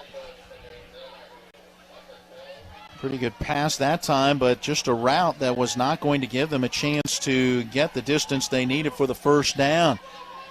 Looks like it might be one of those quick kicks as the snap goes over the head of Hazlett. It's all the way back to the 30-yard line. Hedgesville going after it, and they will grab it. Wow. Who is it that picked that one up? That looked to be Creel, and it is Creel able to get to that football. What a job. Be able to get that ball, because you could see the punter was trying to swarm for it. Or was that Ruiz? Was that Ruiz back? No, Ruiz. It was Creel. Creel, that's what I meant, Creel. But that was a great job for them to be able to get on that, because you never know what could have happened. He could have run the ball, and your defense or your special teams already kind of messed up. Could have gotten a 1st down and more if he was able to grab that. But now Hedgesville's got to convert on this one. Got to get in the end zone to tie up this ball game. Boy, that is a loss of 24 yards. Hedgesville takes over, 3:40 to play in our opening quarter. They'll go back to that ground game, just what you would expect as the handoff goes to Whaley, and he fights his way forward down close to the 23, so give him a pickup of about 4. And Whaley's just going to grind out, just like Albright has when he was playing, when he was not injured, when he was healthy. Just grind it out, get some yards, 3 or 4 chunk plays. So 2nd down and 6 after that pickup of 4. I've got 5 carries, 11 yards in the early going for Whaley. They'll fake the give to him. Ruest on the keeper, caught in the backfield and quickly taken down. Alex Skaggs, the 5'10 junior, getting into the backfield and really blowing up that play. It'll be a loss to the 25-2 and bring up a 3rd and 8. And it seems like this Musselman team, as I mentioned, one of my keys to the game for Musselman was being able to stop that run game, and it seems like they've done a little bit of it for the most part so far. Yeah, they certainly have. Not a lot going on the ground so far for Hedgesville. First carry for Ruest, -2, and they'll face that 3rd and 8, 0 of 2 on 3rd down conversions. Quick handoff on that inside to Whaley, and met by the linebacker who was able to make that tackle. And Whaley looked like he had a little hole there, but it just kind of got plugged up. That's Bunny with the tackle after a gain of 5 down to the 20-yard line, and it will bring up 4th down, about 3. Decision time for the Eagles and head coach Matt Faircloth. Looks like they're going for it. I mean, what do we have? It's a 4th down and 3. Could try to draw them off sides here. Now they missed a 27-yard field goal the last time that they were in this position, so going to go ahead and go for it here. This would be more of a 37, 38-yard kick. There is the snap and the give, and Whaley met in the hole by an Appleman player who lost a helmet and then gets taken down on the play right at the line of scrimmage. There is no gain, and it'll be a turnover on downs. Yeah, and I don't know why you don't try and get them off sides, because it would be a 5-yard penalty. You get a 1st down. To me, I don't know why you don't at least try it. And went with a pretty quick count in that situation. 1:35 to play quarter number 1. Turnover on downs for Hedgesville. And I think that's what head coach Faircloth wants, because if you can hear kind of subtly in the background, he is laying into Ruest down on the sideline. Timeout being taken, and we'll take the 60-second break as well. Back with the score, Musselman 7, Hedgesville 0. This is Ben Copenhaver, your local alarm professional at Dynamark Atlantic Security. Did you know that home break-ins are 6% more likely during the day? That's right. The bad guys know when you're away, and they are smarter than you think. Dynamark Atlantic Security has the security solutions for you. Don't commit the error when the game is on the line. Phone me today at 304-671-2158 to learn how to play good defense against the bad guys. Dynamark Atlantic Security. Call today at 304-671-2158. If you're in an accident, the first thing that you have to do is call 911. You have to get medical care immediately. The next thing you need to do is call us.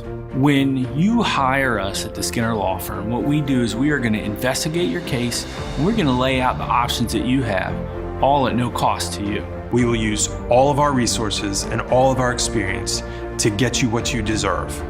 That's what we mean by treating you like family.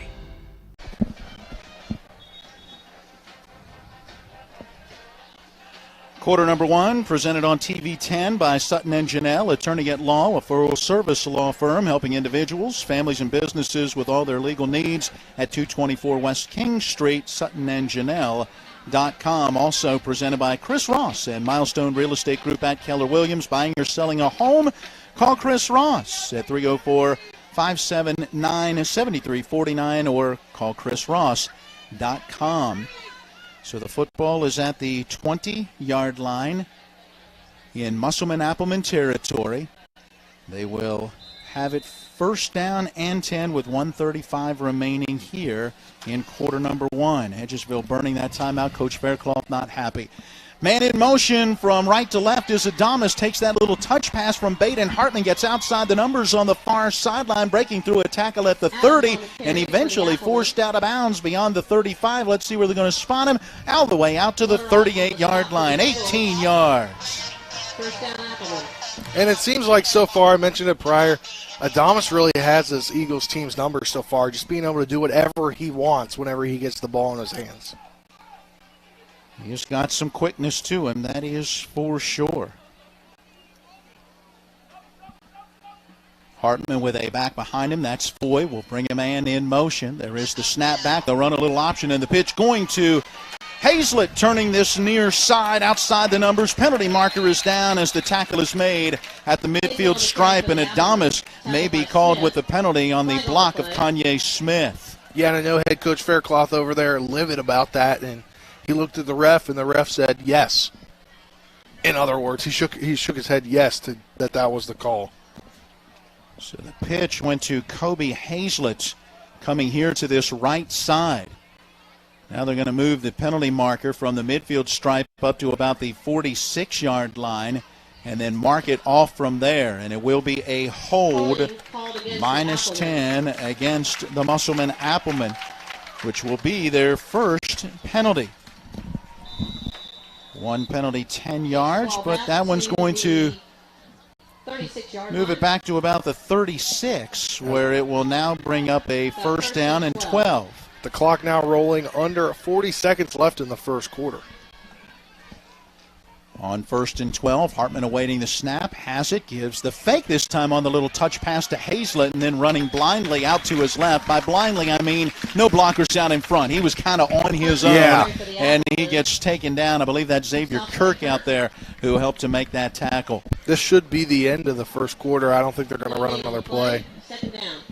So virtually no gain, and it will bring up, well, we'll mark it. They call that the 37-yard line. So lost a yard or two. Second down and about 11. We're going to give him one. So down to 3, down to 2, down to 1, and that's it. Quarter number one is in the books here at Moomaw Stadium. Back with your second quarter of action after this timeout with the score, Musselman 7, Hedgesville nothing. In whatever you do, it's good to go the extra mile. But when we go to Antwerp, Belgium to buy a diamond for you, we go the extra 7,982 miles, the distance from here to Antwerp. And when you see your new diamond, the sparkle in your eyes will tell us it was worth it to go the distance. Hi, I'm Lori from Bechtel Jewelers. Dave and I are leaving soon on a diamond buying trip. And here's what going the extra 7,982 miles means for you. A more beautiful diamond than you thought possible for your money. Antwerp is the diamond capital of the world. We work directly with the men and women who buy and cut the diamonds. We personally inspect thousands of diamonds to pick only the best out of each parcel. And believe me, we reject hundreds of diamonds for each one we buy. Would you like to own a diamond that will blow by other diamonds in a flash?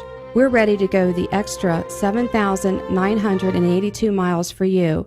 See us at Bechtel Jewelers, Route 11 south of 51 in Inwood.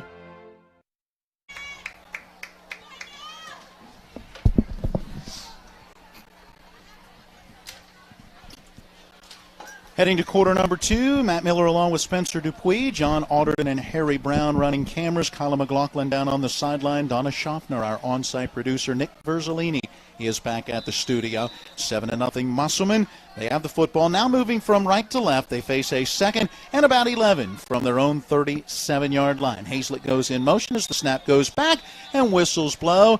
And procedure again. This one against Musselman. We saw a procedure earlier against Hedgesville. Now the Applemen have their second penalty, 2 for 15 yards, and that's the second one in this possession. Takes the ball back to the 32-yard Making it very tough for themselves. Yeah, you can't. You're shooting yourself in the foot at that point. Second down and Put it back to the 32. Second down, roughly 16 yards to go now for a first. Hartman has Foy to his right side. Hazlett goes in motion. There's a little touch pass to him, looking for running room off that right side. Able to get into the secondary, breaks the tackle at the 40, and then gets tripped up and taken down by Kanye Smith at the 46-yard line. Boy, that may have been a touchdown-saving tackle. Yeah, and just short of the first down. So great tackle there to not give him the first down and make it a third down here, and third down and short. About 2. Yeah.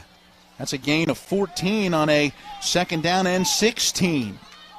So now from their own 46 on that third and short, they bark out signals and offside or encroachment, if you will, against Hedgesville, and it's the automatic first down. And you can't give them free first downs like that. You just can't.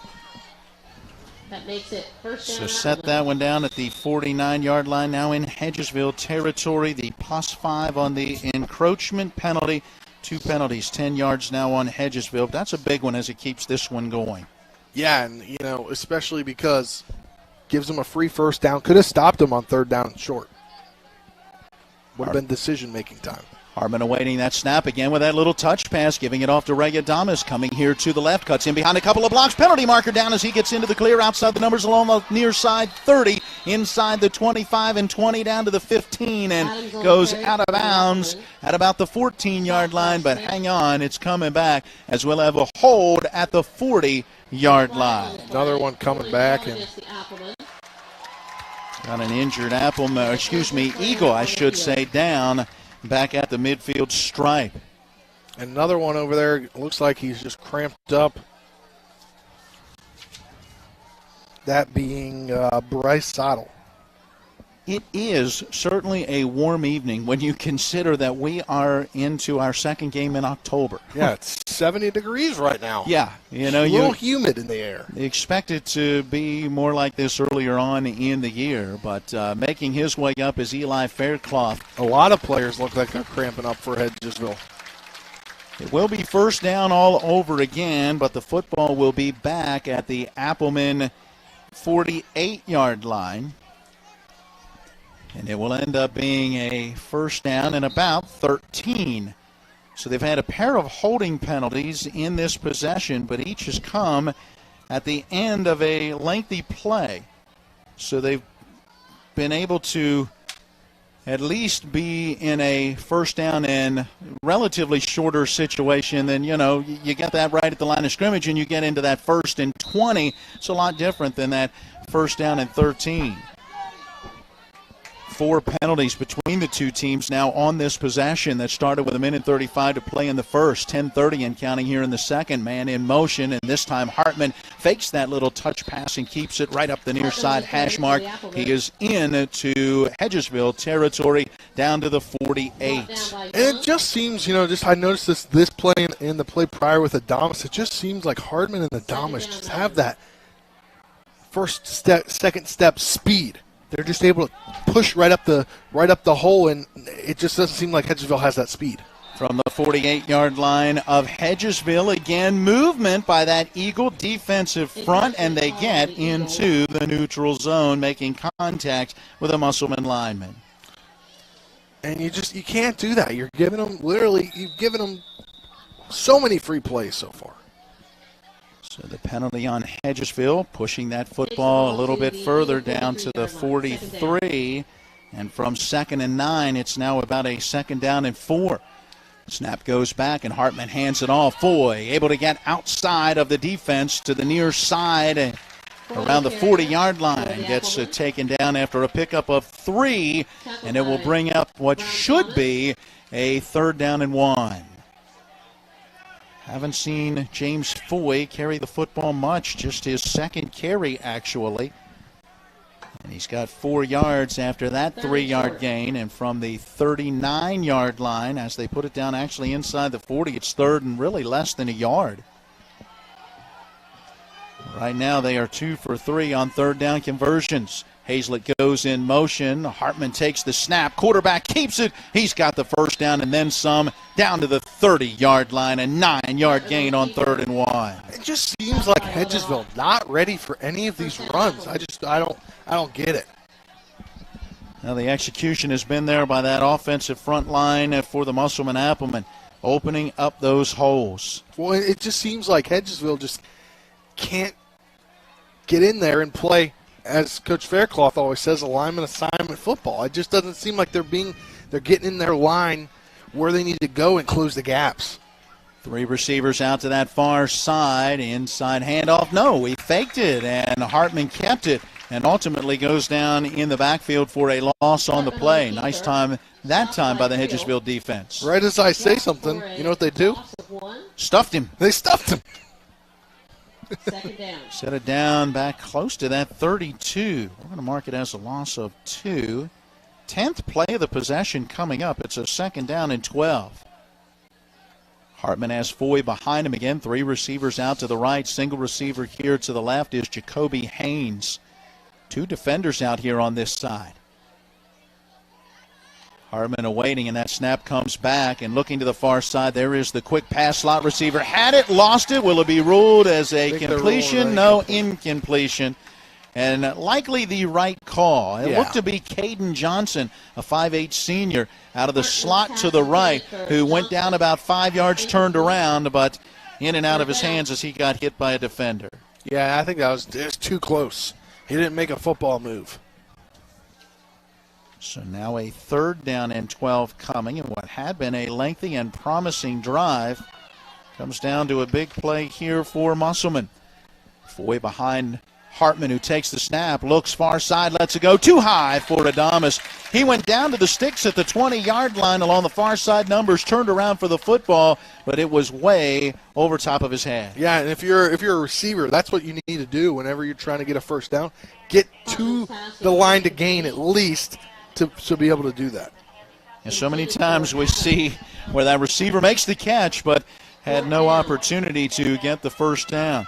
He had the chance here, but just was not a good pass. And so they will go for it on the 4th down, and the deep ball along the far side. Adamas, the intended target, penalty marker down as the pass was overthrown and incomplete. Now we see what happened as Kanye Smith was back there defensively. Yeah, and this could be a pass interference. Might be either that or a hold of some sort. Let's wait and see. Pass interference against Hedgesville. Oh boy, that one hurts. Very much so hurts. And you're going to get the ball back in pretty good field position if all you had to do was not hold him, because I think ball was still a little too overthrown.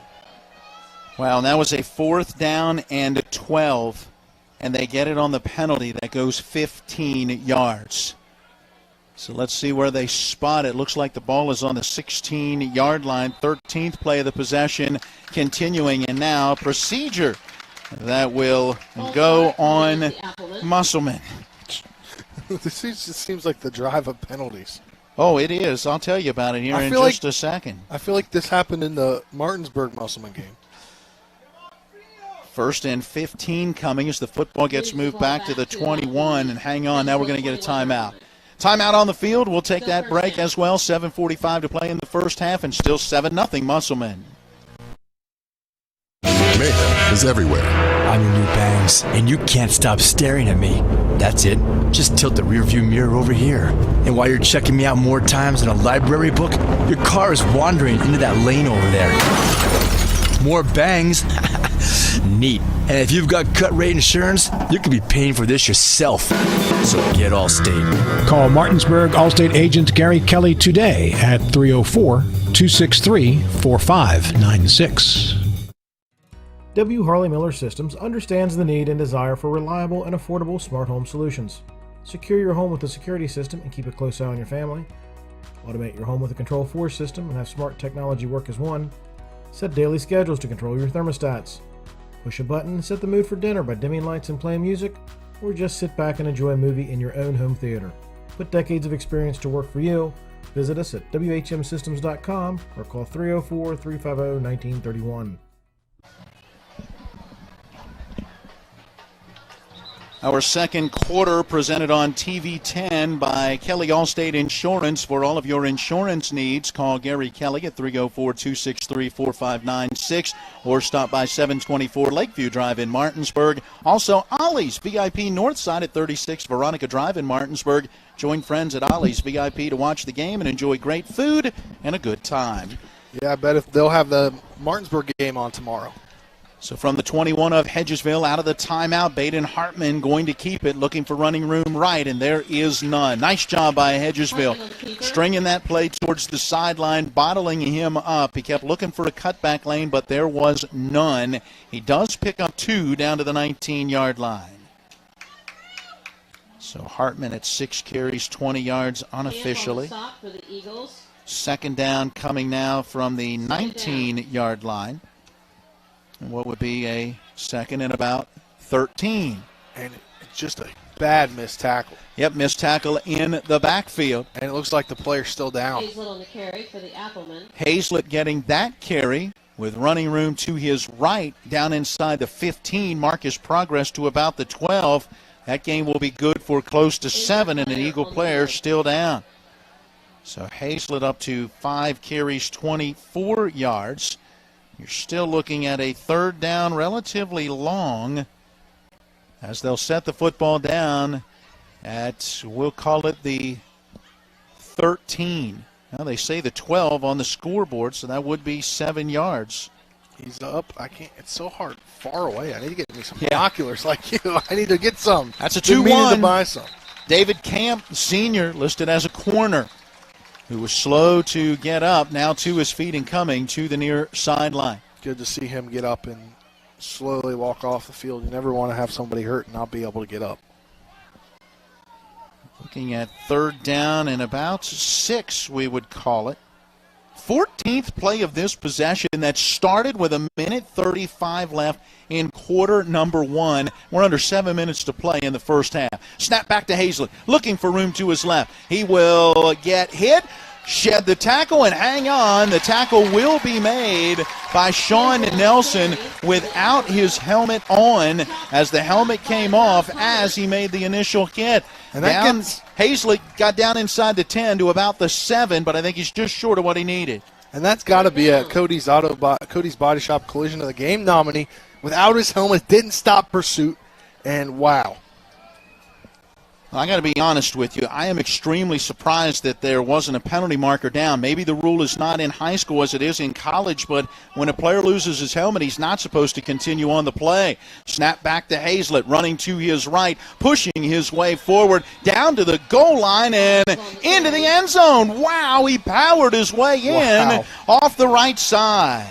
8 yards on the TD run for Hazlett. That comes on the 15th play of the drive. Musselman shocked this Hedgesville team so far, up 13-0 now. Touchdown, Appleman. My, oh my, and they are able to survive a drive that sees 1, 2, 3, 4, 5, 6, 7 penalties between the two teams combined, with 4 going against Musselman, 3 against Hedgesville, and yet the Applemen get the score. Extra point up and good for Tyler Waddell. 6:08 to play in the first half. We'll take a break with the score 14, Hedgesville nothing. Ollie's VIP Northside is the best local spot to catch all of your favorite high school, college, and pro sports, or to hang out with friends. Ollie's has a great beer and cocktail menu, along with a food menu that will blow you away. Ollie's offers multiple TVs to watch the game of your choice from anywhere at the bar, or their outdoor patio with cornhole and fire pit. So stop by and see for yourself today at 36 Veronica Drive in Martinsburg. That's Ollie's VIP Northside. We'll see you for the game. The Mid-Atlantic Group has been serving the area's insurance needs for 40 years. We are an independent insurance agency, therefore we can offer insurance from many insurance companies, find the right coverage at the right price with easy payment plan. Located at 201 West Martin Street in Martinsburg, the Mid-Atlantic Group is easily accessible from Morgan, Jefferson, and Berkeley County. To set up an appointment with a local insurance professional, give them a call today at 304-267-8989. That's the Mid-Atlantic Group at 201 West Martin Street in Martinsburg. Let them help insure you today. Waddell approaches, kicking from right to left, a bouncing kick along the near side that on the angle goes out of bounds inside of the 40 at about the 38-yard line. And that looks like it'll be another Musselman penalty as they'll mark 5 yards off from that, move it forward, and that is where Hedgesville will have it. Now down 14-0 with 6:06 to play in our first half. All right, scoring drive summary brought to you by 61st District Delegate Jason Barrett, Trusted Leadership, Real Solutions. Able to overcome 4 offensive penalties and 7 total penalties in the drive. Musselman goes 80 yards in 15 plays and 7 minutes and 27 seconds, getting the 8-yard touchdown run for Kobe Hazlett, his 6th rushing touchdown on the season.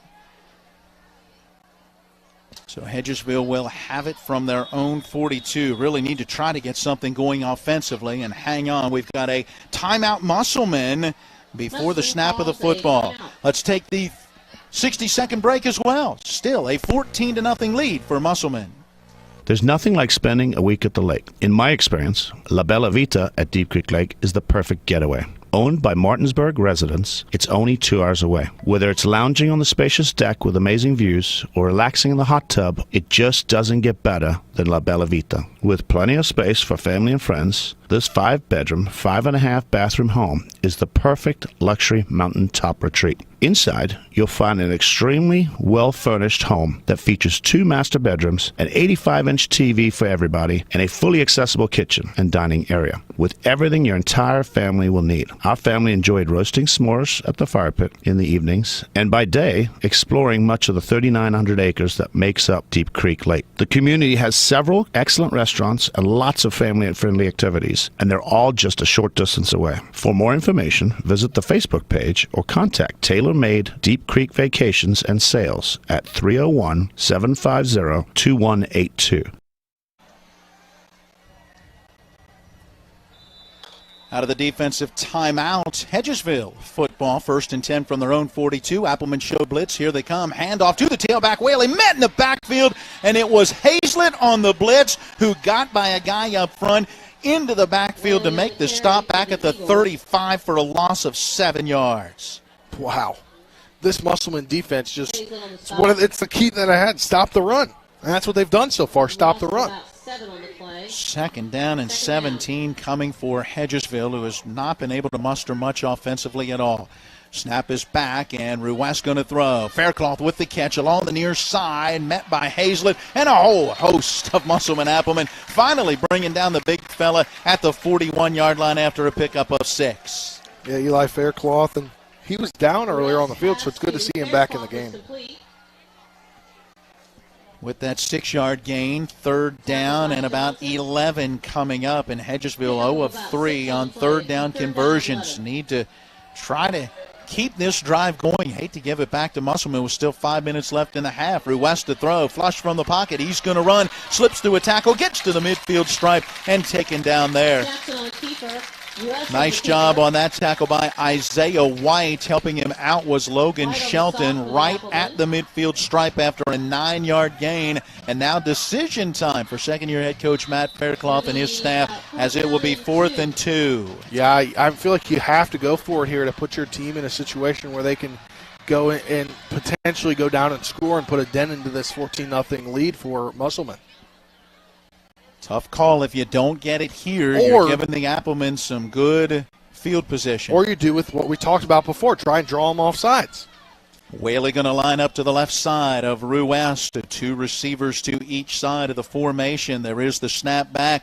Ruest to throw. Deep down the middle, and the pass a little underthrown and incomplete. Cutting in front of the intended target was Logan Shelton, and he almost picked it off. It was intended for Sean Nelson out of that number 7 jersey, and the wide out from this right side went down the field, ran that kind of deep post pattern, but it's incomplete. I still don't know why you don't try to draw them off sides.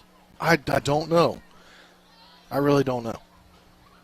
You still have 2 timeouts left, too, and there's 4:22 left in the first half. With the incompletion, the turnover on downs comes with 4:22 remaining here in the first half. Still plenty of time for Musselman. This Hedgesville defense going to get worn out the way this one is playing out right now. Yeah. In at quarterback, Nathan LaLiberty. He's going to take that shotgun snap in the pistol formation with the back behind him. Wants to throw, and coming back for the football. Did he make the catch? He did. Going down to the ground, Logan Shelton with the good hands catch of the game. All right there. Why don't we just give it to him right now? I don't know how you'd make a better catch than that. That was a spectacular grab. I thought that ball might get picked off, and he came back to the football and was able to go down to the ground and pull it in, mark it at the 38-yard line after a pickup of 12. Hey, we actually agree on something. We do. We didn't last week. Sometimes disagreement is a good thing. LaLiberty taking that shotgun snap, has some time in the pocket, dumps it off on that far side. Nice decision and a positive gain to the 35-yard line. Still looking for the number on that receiver. I believe that is Shelton, and it is Logan Shelton. Yeah. If you're Hedgesville, just pursue the ball. You need to pursue the ball, continue to pursue the ball. Yeah, you're down 14-0, could go down 21-0. You just need to be able to stick in this game. 2nd down 7. So that gain good for 3 from the 35 of Hedgesville. 3:12 to play in the first half. There's that little touch pass. Adamas here to the left, sprinting to the 30, angling to the sideline at the 25, and goes out of bounds pretty much right on that 20-yard line. That's a 15-yard gain. And again, that's that touch pass. It's not a handoff, so it goes down as a pass for 15 yards. And it just seems like Hedgesville does not have any outside contain. It just seems like whenever anybody runs outside for Musselman, they're just able to do whatever they want, and they've made mistakes blocking-wise when they've done that, but there's nothing that it seems like Hedgesville's trying to contain the outside. 10 first downs now for Musselman in this first half. 1st and 10 from the Eagle 20. Ball on the near side, hash mark. Foy to the right of the quarterback.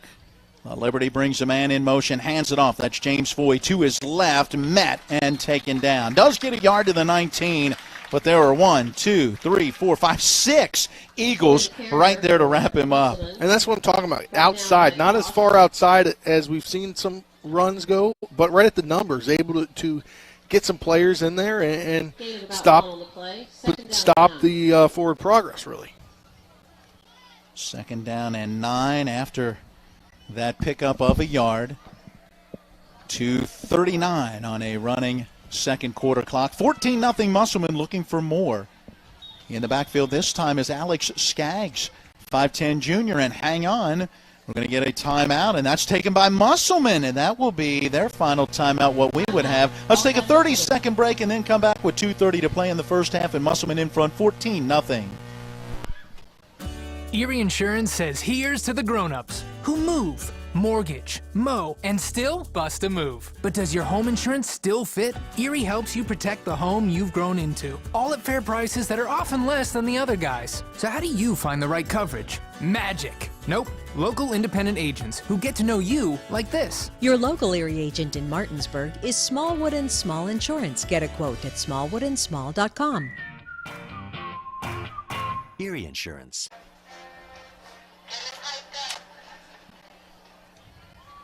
We've got the Hedgesville Eagles in this first half running 3-9. Add 4 more would be 13, 17 offensive plays.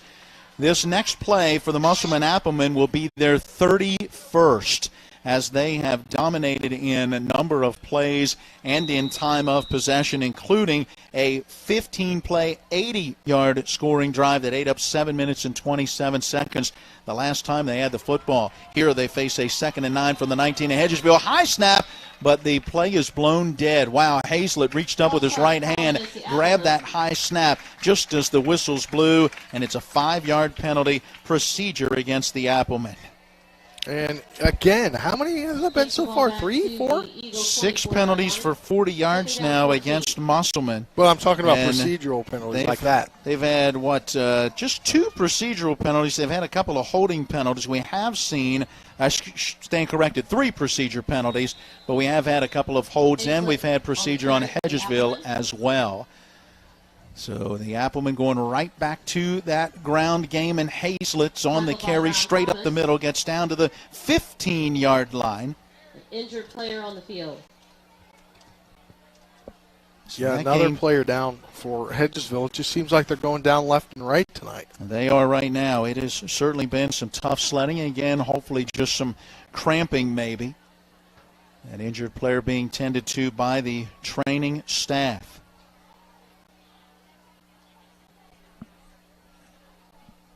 So a nice carry on that 2nd down and 14, picking up roughly 9 yards to set up a 3rd down and 5 coming for Musselman. The injured player is to his feet. That is Bryce Sotil. He is a senior and one of the leaders on this defense. 6 sacks out of 14 total tackles. Brutal to lose. Hopefully he's all right. So from the 15-yard line on 3rd and 5, Sotil gets to the sideline. The snap ready to go back to Hazlett. He's got 2 receivers here to his left. Takes that snap and runs to his right, and he's going to have that 1st down as he is all the way down to about the 7-yard line. Gain of 8 for Kobe Hazlett. Boy, he's been pounding the ball. I've got that as his 9th carry for about 53 yards. And 4 of 6 unofficially on 1st downs in this first half for Musselman. 1st and goal coming with the football at the 7-yard line. The Applemen trying to snap what is a 4-game losing streak, 1-4 coming into this one, but trying to continue a 13-game winning streak in this series. Snap is back. Hazlett running off the right side to the goal line into the end zone. It is a touchdown. Penalty marker down at the end of that play as well. Let's see what we're going to get. There's 1 in the end zone, and there is 1 right at the line of scrimmage. Are they both for the same thing? Holding. Nobody is talking about the flag in the end zone. They must have both seen the same thing. It must be the hold only, and so there it is. I was just waiting to see. Yeah, I mean, we didn't hear anything else. The only thing I could have thought potentially offsetting. 7 penalties, 50 yards now against Musselman.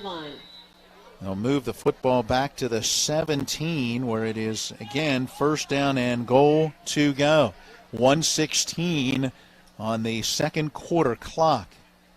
Snap goes back, and Hazlett again on the keeper, looking for room here to this left side. Another flag down. Yeah, it was an obvious hold. I think there's 3 flags on the field right now. The run got down to about the 11-yard line, so that would have been a gain of about 6, but nope, we're going to have a holding that will go against Musselman. 1:07 to play in this first half. And it seems like Eli Faircloth there, he was just having to hold back Justin Luderot from doing something. I don't know. He pushed him out to the side and slowed him down from, I don't know what was going on. I couldn't see all of it, but I just saw that. Looks like one of the flags is at the 15, the other down around the 13. So where will they decide to mark it from? The officiating crew still discussing the situation, and Christian Keel will give us the official call.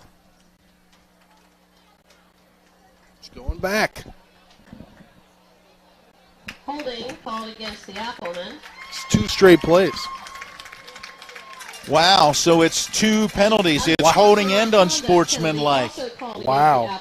And that may be the leadership right there of Eli Faircloth holding back Luderot, because it could have been 2 unsportsmanlike conducts, but Eli Faircloth could have stopped the other one.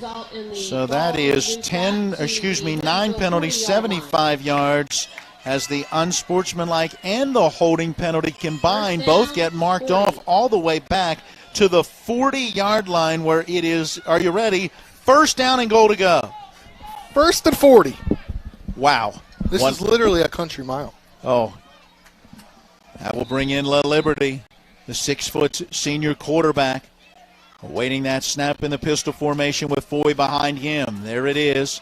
And there is the pass. And on that far side, intended for Shelton, knocked away just slightly behind him. And a nice job by Xavier Kirk, the sophomore, to get a hand in there and knock it down. Second down. It's just crazy because they were literally yards from scoring another touchdown and going up 21-0. Yeah, how about 7 of them, to be exact? Yeah. I mean, if you're head coach Brian Thomas, you're livid over there on the sideline. Definitely not happy, but maybe run some sprints on Monday in practice. Now you got to make the most of it. Second down and goal to go from the 40-yard line. Again, that pistol formation. 3 receivers out to the right. There is the snap back. La Liberty to throw along that far side. Right on the sideline, it's caught, but forced out of bounds is Hazlett. That was Nelson, it looked like, out there. Sean Nelson on the coverage. It's an incomplete pass. And we'll bring up third down and goal to go from the 40. Yes, you heard me right.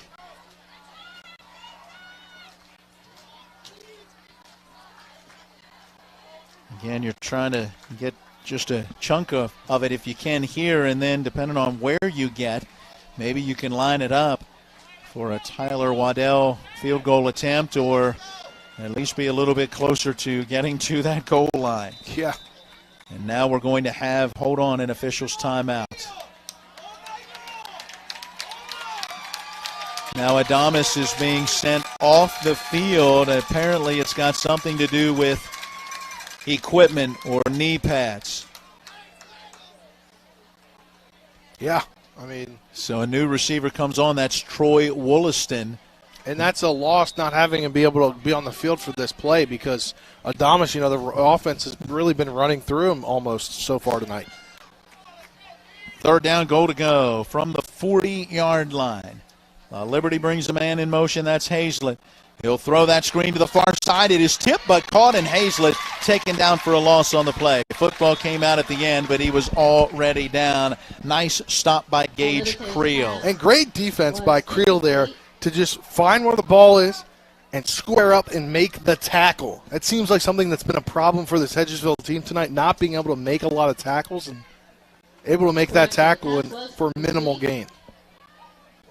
How about a loss of yards? I had the ball in a different spot in my head. I don't know why. So now from the 42, fourth down and goal to go. 18 seconds left on the game clock. See if they'll just try to heave one down the field or let the clock completely run out with a 14-0 lead. Musselman in the pistol formation, 3 receivers to the right, 6 seconds left, snap comes back, La Liberty deep down the near side, a little one-on-one matchup. Shelton fights through the defender, makes the catch at the 10 and gets into the end zone. It's a Musselman-Appleman touchdown. Wow, who would have thought that would have happened?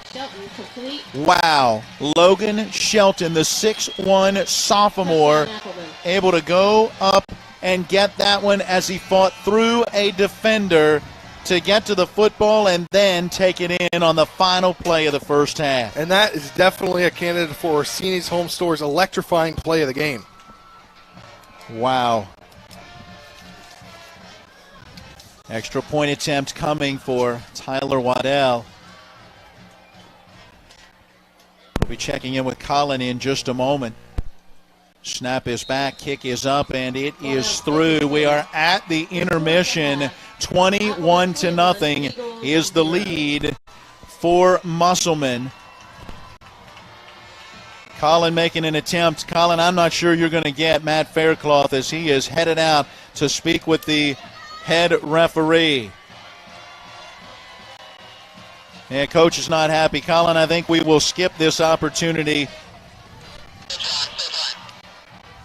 Yeah, I think we'll skip it. Colin, no need to head after Coach Faircloth. Obviously frustrated with some calls at the end of the half and the way that this first half has played out for his football he's team. There. He's got him. Oh, he does have him now. All right, let's go down. Colin, go ahead, take it away. All right, guys, I'm down here with Coach Faircloth right now. Obviously disappointed at the end of the half. Remember, we're on live TV, so do your best right now, Coach. At the end of the day, we get paid to do a service, and right now this is terrible. All righty. What are your comments going to be to your team when you go back there in the locker room? Stop killing ourselves. We beat ourselves. A little mistake on the kickoff, and then just not executing. We're not throwing the ball to open space when we got athletes running down the field. It's little stuff. It's adding up, and then on top of that, we pay for a service, and this is what we get. All right, thank you, Coach. Good luck in the second half. Appreciate it. Back up to you guys. I get the feeling the discussion of paying for service has to do with the officials. Some officiating calls that he is not pleased with. Well, let's see. We'll talk about it as we get into our halftime after we take this 2-minute timeout at the intermission. Musselman with the lead over Hedgesville, 21-0. You need to keep your vehicle in good working order, but car and truck repairs can be very costly. Bears Repair in Martinsburg performs all kinds of auto repairs at prices most often well below their competition. Bears Repair offers tune-ups, oil change and lubrication, small and large engine and transmission repair, wheel balancing, front-end alignment, exhaust system replacement, air conditioning checks, auto inspections, and new tires. Stop by for a free estimate at Bears Repair, 904 Winchester Avenue in Martinsburg. Phone 262-0208. Bears Repair. When you've been in a wreck, you're hurting, you're confused, the insurance company's calling you. Insurance companies are not your friend. They have a duty to their shareholders, not to you. That's why you need to call us to make sure that you are maximizing what you are entitled to. We've recovered over $100 million for our clients. Every case is different, no result is guaranteed. But one thing's for sure, we'll treat you like family. Hi, I'm Annette McDonald, and I am the designer at Orsini's in Martinsburg, West Virginia. We welcome you into our store to show you a complete line of what we do here. We design your cabinetry, quartz countertops, granite countertops, hardware, anything for the full remodel of your kitchen and your home needs. We also do bathrooms, and we have flooring available too. We make sure that your project with Orsini's is the best in the market. Welcome to Orsini's. Orsinis.com. Looking to buy a home in the Eastern Panhandle? Having trouble getting your house sold? Then call Chris Ross and the Milestone Real Estate Group at Keller Williams. A Martinsburg High School graduate, Chris knows the local market, and he's proven it as the #1 real estate team in West Virginia in 2019. Milestone Real Estate Group at Keller Williams. Phone 304-579-7349 or go to callchrisross.com. Let's celebrate your real estate milestone together. Let's get into our halftime activities from here at Moomos Stadium. Our halftime brought to you by the Mansion Ferretti Law Firm in Martinsburg, where it's about seeking justice for you. Go to wvjusticelawyers.com. Along with Spencer Dupuy, I'm Matt Miller, John Alderton, Harry Brown, Colin McLaughlin running cameras, Colin on the sideline as well. We'll talk to Brian Thomas as the Musselman Applemen come out of the locker room at the end of the half. Donna Schaffner, our on-site producer, Nick Verzolini, is our studio engineer. Spencer, the game got started in a bad way for Hedgesville as they were getting the football, but the opening kickoff popped up along the far side. It was dropped by Jackson Ruest, grabbed by Musselman, and they needed just 2 plays to cover 41 yards. It was a 6-yard touchdown run for Regadamas, extra point for Tyler Waddell, 7-0, but it stayed that way through the end of the first quarter. Hedgesville had an opportunity. Their first possession, they went 3 plays and out, but recovered a fumble on the punt as Musselman didn't handle it cleanly. Really a muffed punt, if you will, but Hedgesville could not take advantage as they missed on a 27-yard field goal attempt that went wide to the right. That all still happening in quarter number 1. At the end of that first quarter, 1:35 to play in the first, Musselman takes over, puts together a 15-play, 80-yard drive, took 7 minutes and 27 seconds off of the clock. An 8-yard touchdown run for Kobe Hazlett made it 14-0 after Waddell put the extra point through. Hedgesville would get their only possession of the second quarter with 6:06 to play in the half. They went 4 plays and out, an incomplete pass on a 4th down and 2 at the midfield stripe, and then Musselman scoring on a 10-play, 50-yard, 4-minute and 22-second drive with the touchdown coming on the final play of the first half, a 42-yard score as the quarterback Nathan LaLiberty, third different quarterback that we have seen back there for Musselman, connects with Logan Shelton as the sophomore fought his way to the football and then caught it at the 10 and took it in for the score. Here we are, 21-0 at the half. And you really didn't think it was going to be 21-0 at half coming into this game. Based upon how Hedgesville has performed in the last few weeks after Martinsburg and Morgantown and how they kind of have come so far as they have come, it could be 21-10. If they were to make a field goal and get in the end zone, they're just not able to execute down in the red zone.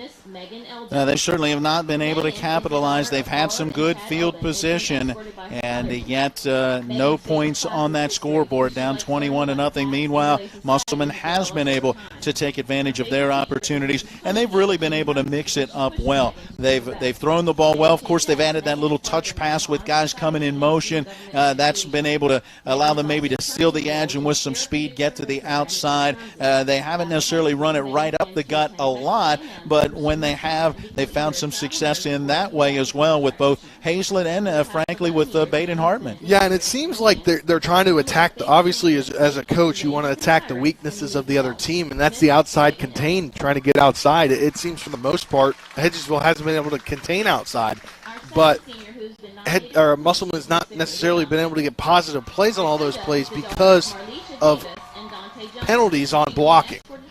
Yeah, there were some penalties in this first half, no doubt about it, including 7 in that 15-play, 80-yard, 7.5-minute scoring drive, 4 against Musselman, but they overcame a 2-score, and then a 3 against Hedgesville. We'll run some of the numbers for you a little bit later on here in our halftime show at the intermission. 21-0, Musselman in front of Hedgesville. All right, we're sending it back to the studio after this 2-minute timeout. Nick Verzolini standing by with our halftime scoreboard show. This is West Virginia High School football on Talk Radio, WRNR and TV 10.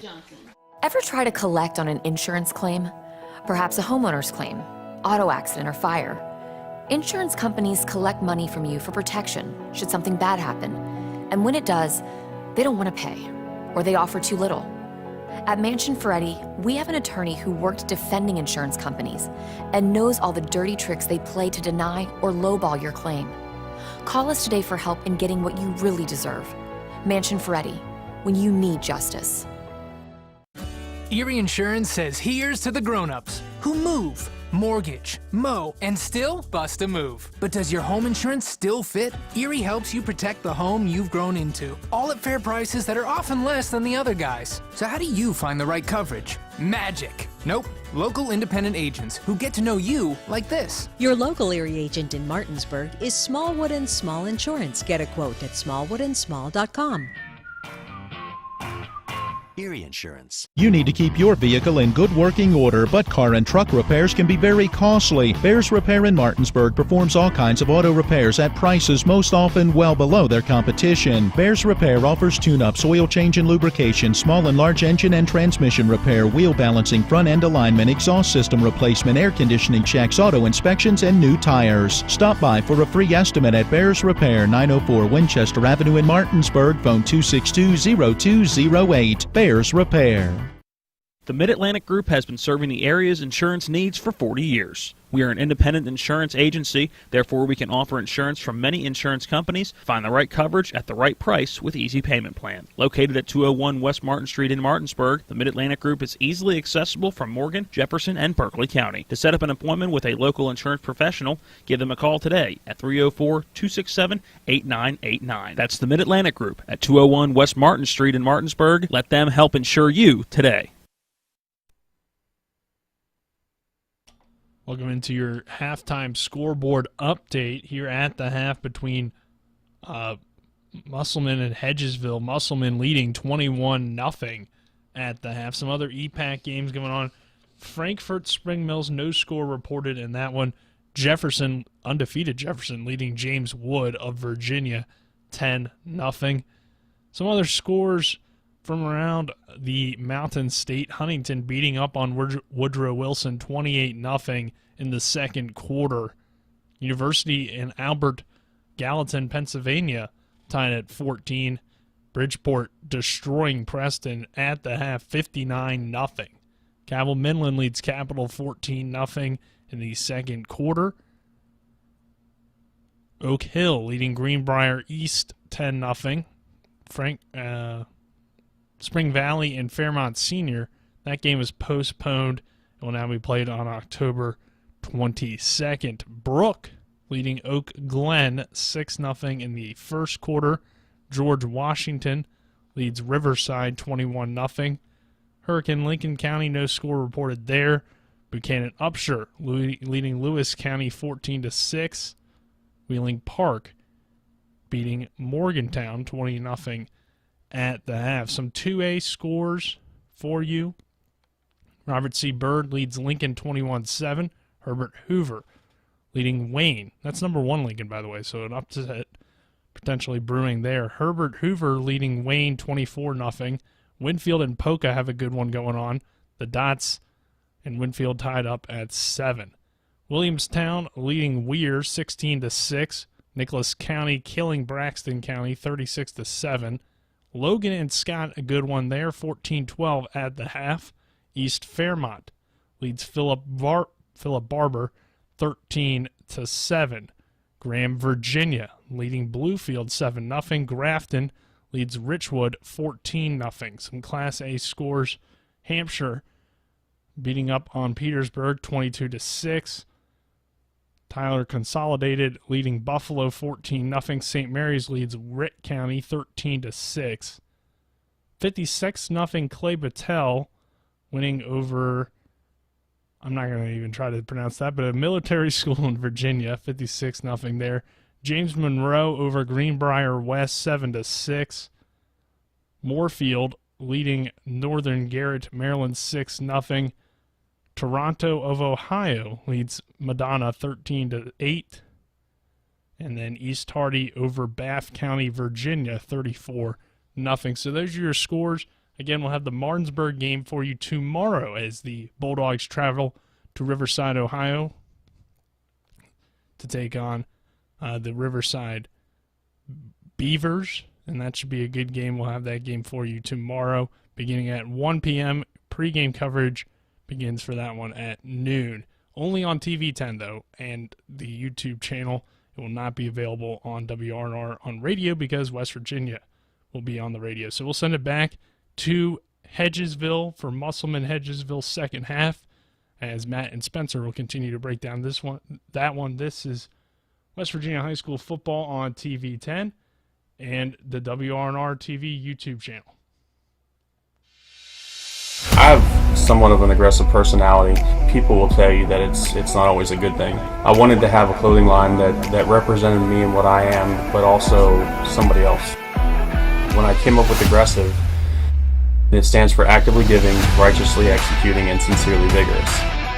Anybody can do that, from a small child doing a good deed or holding the door for someone, or to having somebody pump gas for somebody else. Anybody can do that. Aggressive Clothing is a company that I started to try to be able to give back to local vets, first responders, and law enforcement. My grandfather and 7 other brothers of his were all in the Navy. They were in Pearl Harbor, and this was my way to be able to give back, whether it be doing charitable donations or networking, helping them get jobs, anything I can do to help.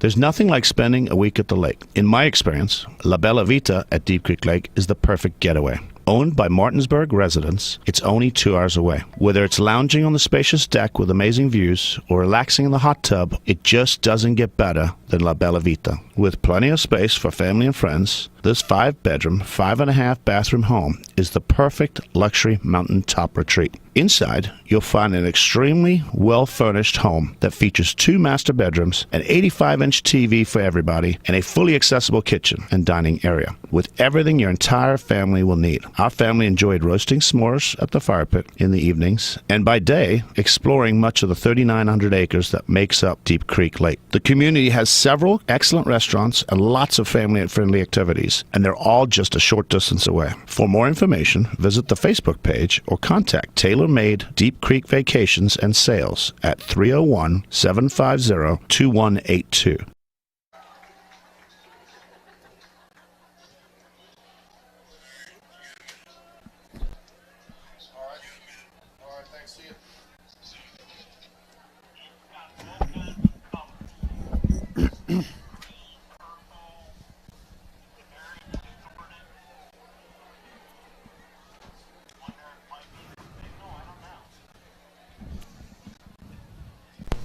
What's the problem?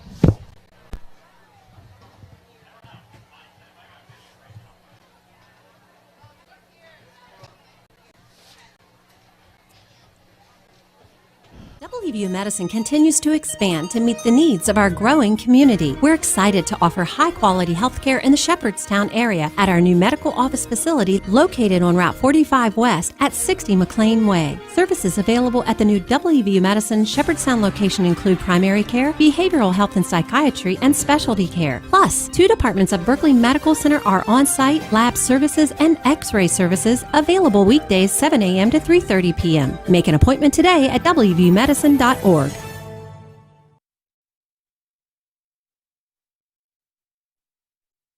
Hedgesville after a loss of 24 yards on a high snap on a 4th down and 3. So it would have been a turnover on downs either way, but Hedgesville did recover. So technically 2 turnovers for Musselman. They've struggled a bit with penalties, 9 penalties for 75 yards. They do have 12 first downs in the first half. Again, unofficial numbers. They are 4 of 7 on 3rd down and 3 of 4 on 4th down conversions.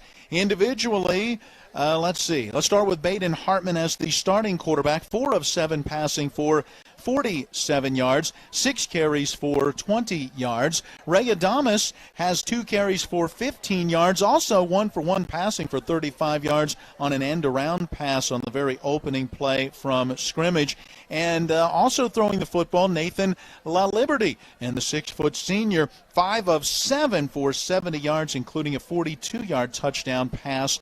And that occurred on the final play of the first half. Going back to Adamas, we mentioned his 2 carries for 15 yards, one of those a 6-yard rushing touchdown. And we need to add in some strong play from Kobe Hazlett here in this first half. 9 carries, 53 yards, and that includes an 8-yard touchdown run for him. I tell you, a guy fighting to be our player of the game, brought to you by WVU Medicine. It's got to be Logan Shelton. Man, the young guy has 4 catches for 92 yards in this first half and has been able to get in on 1 touchdown, that 42-yarder at the end of the half. For Hedgesville, Not much going offensively.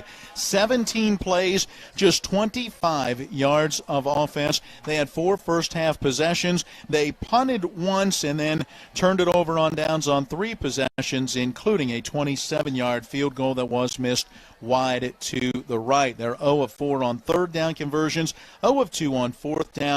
They've got just that 1 first down and have been penalized 4 times for 30 yards. They've got a turnover as they fumbled the very opening kickoff. Looking at the numbers, the 25 yards, let's subtract 9 for passing, and it's just 16 rushing yards and 9 passing yards in the first half for Hedgesville. 2 of 6 passing for those 9 yards for Jackson Ruest. He's got 2 carries for 7 yards and then 8 carries for 9 yards going for Kyle Whaley. I believe, do we have Coach Thomas? Not yet. He is just about there. But we will get to that interview in just a moment. Hedgesville in that first half, never getting anything established offensively. Musselman taking advantage of their opportunities, and Musselman will get the football to get our second half started. So it is an uphill climb for this Hedgesville football team, and they are going to have to get it done defensively to be able to get this second half started. First half numbers brought to you by Dobson and Associates PLLC, providing your back office needs, including accounting, payroll, and human resources. They're at 217 West Burke Street in Martinsburg. Phone them at 304-264-0437. All right, Brian Thomas is standing by with our own Colin McLaughlin. Take it away. All right, thank you, Matt and Spencer. Right now, down here with Coach Thomas of the Musselman Applemen, up 3 touchdowns, what we were telling your team in the locker room to finish out the second half. Yeah, be physical, come out, play hard. I mean, we talked about that all week. We talked about, all week just about, we're not sitting where we want to be at 1-4, but that doesn't define us. So we talked a lot of this week of just coming out hard, playing tough, and I'm really pleased with the effort that we saw out of our kids first half. Running game definitely working right now. How do you keep that going? Yeah, we saw some stuff that we like. We've been working on some things. We got some injured kids back the past couple weeks, so we've been able to kind of be more consistent with what we're doing, and I think that's really showing tonight. Defense pitching a shutout. How do they continue it? Run to the football. We talked to the kids all week about be aggressive, be violent, get to the football, play hard. I think our defense, especially in the first quarter, we put them in some bad positions offensively, and they're playing really good football. Okay, Coach. Thank you. Good luck in the second half. Back up to you guys. There you go, Colin. Thank you very much. That's going to put the finishing touches on our halftime, brought to you by Mansion Ferretti Law Firm in Martinsburg, where it's about seeking justice for you. Find out more online at wvjusticelawyers.com. Let's go ahead and take a 1-minute timeout, just a 1-minute break, Nick, and then we will return to get into our second half of action. Musselman will get the football to start this second half, already in front, 21-0. Let's go! Drink some beers! Mountaineer Grill and Pub! Conveniently located right off 81 at 214 Mid-Atlantic Parkway, Mountaineer Grill and Pub offers many daily specials, including happy hour 11 a.m. to 6 p.m. with $2 domestic bottles and $2.50 domestic drafts. Monday night is trivia night, Thursday night is wing night, and Wednesday and Sunday night is steak night. Let's go! Drink some beers! Mountaineer Grill and Pub! Conveniently located at 440 Williamsport Pike in Martinsburg, Sunset Car Wash's staff specializes in keeping your car clean. From our famous 3-minute cloth wash to our touchless automatic and 6 self-serve bays, we offer whatever preference you have for your car wash needs. If your vehicle could talk, it would say, "Take me to Sunset Car Wash." That's Sunset Car Wash at 440 Williamsport Pike in Martinsburg, locally owned and operated.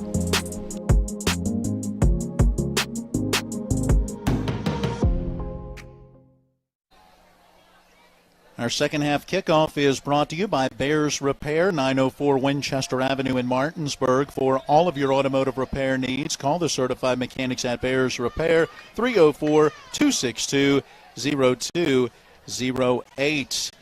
Now, this is the 71st meeting in this series. Musselman leads this series, 47 wins, Hedgesville 20 wins. 3 times there has been a tie, 2 of those scoreless ties, and then that 20-all tie back in 1963. Some fascinating moments in this series as well, including now Musselman head coach Brian Thomas, as a member of the Hedgesville Eagles back in 2000, blocked an extra point late in the fourth quarter to preserve a Hedgesville 13-12 victory. I did not know that tidbit. He was sharing that with us earlier this week. I guess I missed that when I was putting the camera away. Here we go as the approach and the kick off the foot of Riley Bubb. Bouncing along the near side. Football is free, and eventually diving on that loose ball is Braden Miller, the 5'8 freshman. And I think we're going to get a late hit on Hedgesville diving in there after that football. Looks like it's Ruiz. For the Applemans. Flag on the play. Yeah, we're going to get the 15-yard mark off for what will be considered a late hit as he had covered up that football. Yeah, and I mean, it's always about health and player safety. But if you're the player, you obviously don't know if he securely has that ball in hand until you're right up in front of him. 44-yard line. So move it out to the 44-yard line, still in Appleman territory. First down and 10. Baden Hartman out there at quarterback. Another famous play in this series came in 2019. Tell you about it in a moment. Hazlett goes in motion, touch pass to him, and he is grabbed immediately. Great job, Gage Creel, fighting off the block, wrapping him up, getting some help from Justin Luderot and others, and it'll be a stop for a loss of 1. And that I think that's going to be a candidate for Cody's Bottle Shop collision of the game. Not a huge collision, but it's something that Hedgesville's not been able to do, stop him behind the line and grabbed a hold of him and didn't let him go. Because sometimes they're able to get out of these Musselman players have been able to get out of the tackle, but they weren't on that one. Yeah, not in that situation. Second down and 11. Hazlett goes in motion behind the quarterback this time, and there's the pitch going to him, looking for room to the right, and he gets a little seam out to the numbers where he's grabbed near the midfield stripe and then slammed down. I think they'll mark his progress to the 49. That would be a 6-yard gain and would bring up a 3rd down and 5. You're perfect on that spot, Matt. Hey, back to that game back in 2009. That's when a Musselman wide receiver right here at Moomaw Stadium caught a ball down this near sideline to our left, and in fighting off the tackle, couldn't get rid of the tackler, but he was bigger, so he just picked him up and carried him into the end zone. That made Sports Center back in the day. 2019, right? 2019, yes. I think I remember seeing that. So 3rd down and 5, and this time Baden Hartman will fake that little tap pass to Hazlett and run it right up the gut into the secondary and inside the 40 down to the 39-yard line. And we talked about how it seemed like Hedgesville was unable to contain the outside, and now it seems like they're trying to do too much on the outside and left the field wide open up the middle for a big gain. Boy, I got 5 of 8 on 3rd down conversions. The Musselman Appleman finding ways to keep drives alive. Now from the 39-yard line of Hedgesville, James Foy, the tailback, switching around to the left side of the quarterback, Hartman. There is the snap back a little bit high, but Hartman's got it, running the option in the near side, gives that lateral toss to Adamas. Adamas with blockers in front to the sideline, tries to stay in bounds, but gets knocked out of bounds by Kanye Smith inside the 20, but hang on. Penalty marker down at the 24, and it looks like it will come back from there. I feel like you've said that way too many times tonight. Penalty marker? No, on a run around the end. But yes, penalty marker as well, but specifically penalty marker with Adamas having the ball when he's on the edge. Well, let's wait and see. It will be a hold or illegal block. Holding penalty. Either way, it's going to be minus 10. So the Appleman now up to 10 penalties for 85 yards. 40-yard line. Going to move it back to, it looks like the 34. So put it at the 34 in Hedgesville territory. Still going to be a first down, but it looks like a first and, what do you call it, 6? Yeah, 6-ish? That's what I'm calling it. 6-ish. Scoreboard says 5. Snap goes back, and Hartman wants to throw. To that far side, open receiver, catch made. That's Adamas at the 20, makes a man miss. Moving to his right, now back to his left, goes down at the 15-yard line. And if you're Hedgesville, you give up that pass, but you got to make the tackle immediately. You can't miss the tackle. Pass to Adams was complete. Tackle by Smith. So Adamas able to make that grab. They will set it down right on the 15-yard line, so a 19-yard gain. 14 first downs now for Musselman, and they are showing no signs of letting up. On first down and 10 with the ball on the far side, hash mark as they move from right to left. Man comes in motion, and there is that inside. That looked more like a handoff this time, and trying to get to this left sideline is number 1 on the carry. That's Jacoby Haynes. Hadn't seen the 5'10 senior on the carry yet in this one, and he gets forced out of bounds for a loss of a couple on the play. I think that was Jake Young forcing him out of bounds, number 16. Did I get that right? I'm not sure, to be honest. I did not see who went flying over there to knock him out, but I believe you are right. And he's just a freshman. Yep. That's what I was about to point out, the fact that he was a freshman. He just turned around, and we can see the back of his jersey, and it is Young. For the Eagles. They're giving some credit there to Creel as well, Gage Creel, for getting over there. There is a Musselman player down on the sideline. I think they may have stopped the game, or not Musselman, Hedgesville. They may have stopped the game for a minute just to see what was going on. Waiting to see where they're finally spotting it at the 17, so a loss of 2 yards. 2nd and 12 coming. 7th play of the opening possession of the second half for Musselman. And we're still holding up the action. I think they're waiting for the player to get up because that's where they are on the field, so they don't want him to get hurt. Once again, that's Bryce Sotil, who has been down a couple of times in this one.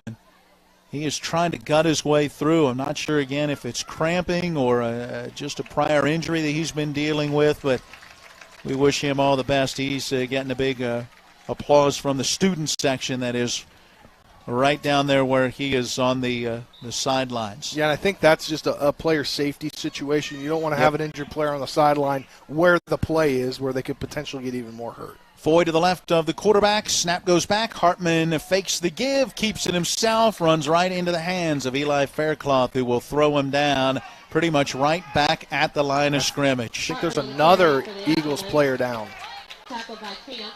Slow to get up. He does get to his feet. We got another flag, too. That was David Camp, who was slow to get up. Personal foul. That one going against Musselman. Wow, too many personal fouls tonight. It's a rivalry game. You kind of expect something like that, but, I mean, you can't really say drive killer after what happened at the end of the first half. No, but it's certainly not what you want. You're down at the 17-yard line. You're already facing a 2nd down and 12. Last thing you want is a situation like this. So move that football back. And they're going to call it at the end of the play. So it's 3rd down from the 32-yard line of Hedgesville, 3rd and very long. Hartman flush from the pocket, rolling far side, lets a deep pass go, coming back for it, making the grab at the 5-yard line and going down to the 2-yard line along that far side of the field. It's Ray Adamas. Now that could be I don't know if we give the good hands catch of the game to Logan Shelton. That could be to Ray Adamas right there, making the play, knowing where the first down marker was, and a 1st and goal now. My, oh my, that's a 3rd down and roughly 27 yards to go for a first, and you end up with a pass that covers 30 yards, and it's 1st down, goal to go at the 2. That is going to be awful tough for this Hedgesville team to overcome. Snap going back to Adamas. He's going to run to his right, and he will get to the goal line and in for the Musselman-Appleman touchdown. So that time Ray Adamas lined up as the quarterback and simply followed the blocks off the right side. Just looked way too easy. 2nd rushing touchdown for Adamas on the night. It'll give him his 5th on the season. And, yeah, that is the way that the Musselman-Appleman wanted to get this second half started, coming out of the locker room with the score on the final play of the first half, and now you take the opening drive of the second half and punch it right in. That's a statement right there. Yeah, and if you think about it, they have what could be 21, pending this extra point, 21 points bookending each half so far. There is the snap, hold, and kick. What else? PAT up and good. 7:15 to play in the 3rd, and it's now 28-0 Musselman. With the owner Conveniently located at 440 Williamsport Pike in Martinsburg, Sunset Car Wash's staff specializes in keeping your car clean. From our famous 3-minute cloth wash to our touchless automatic and 6 self-serve bays, we offer whatever preference you have for your car wash needs. If your vehicle could talk, it would say, "Take me to Sunset Car Wash." At Sunset Car Wash at 440 Williamsport Pike in Martinsburg. Locally owned and operated.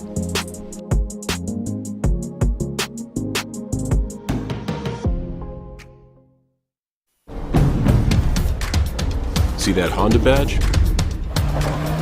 It reveals more than the Ridgeline's maker. It's a testament to endurance and Honda ingenuity.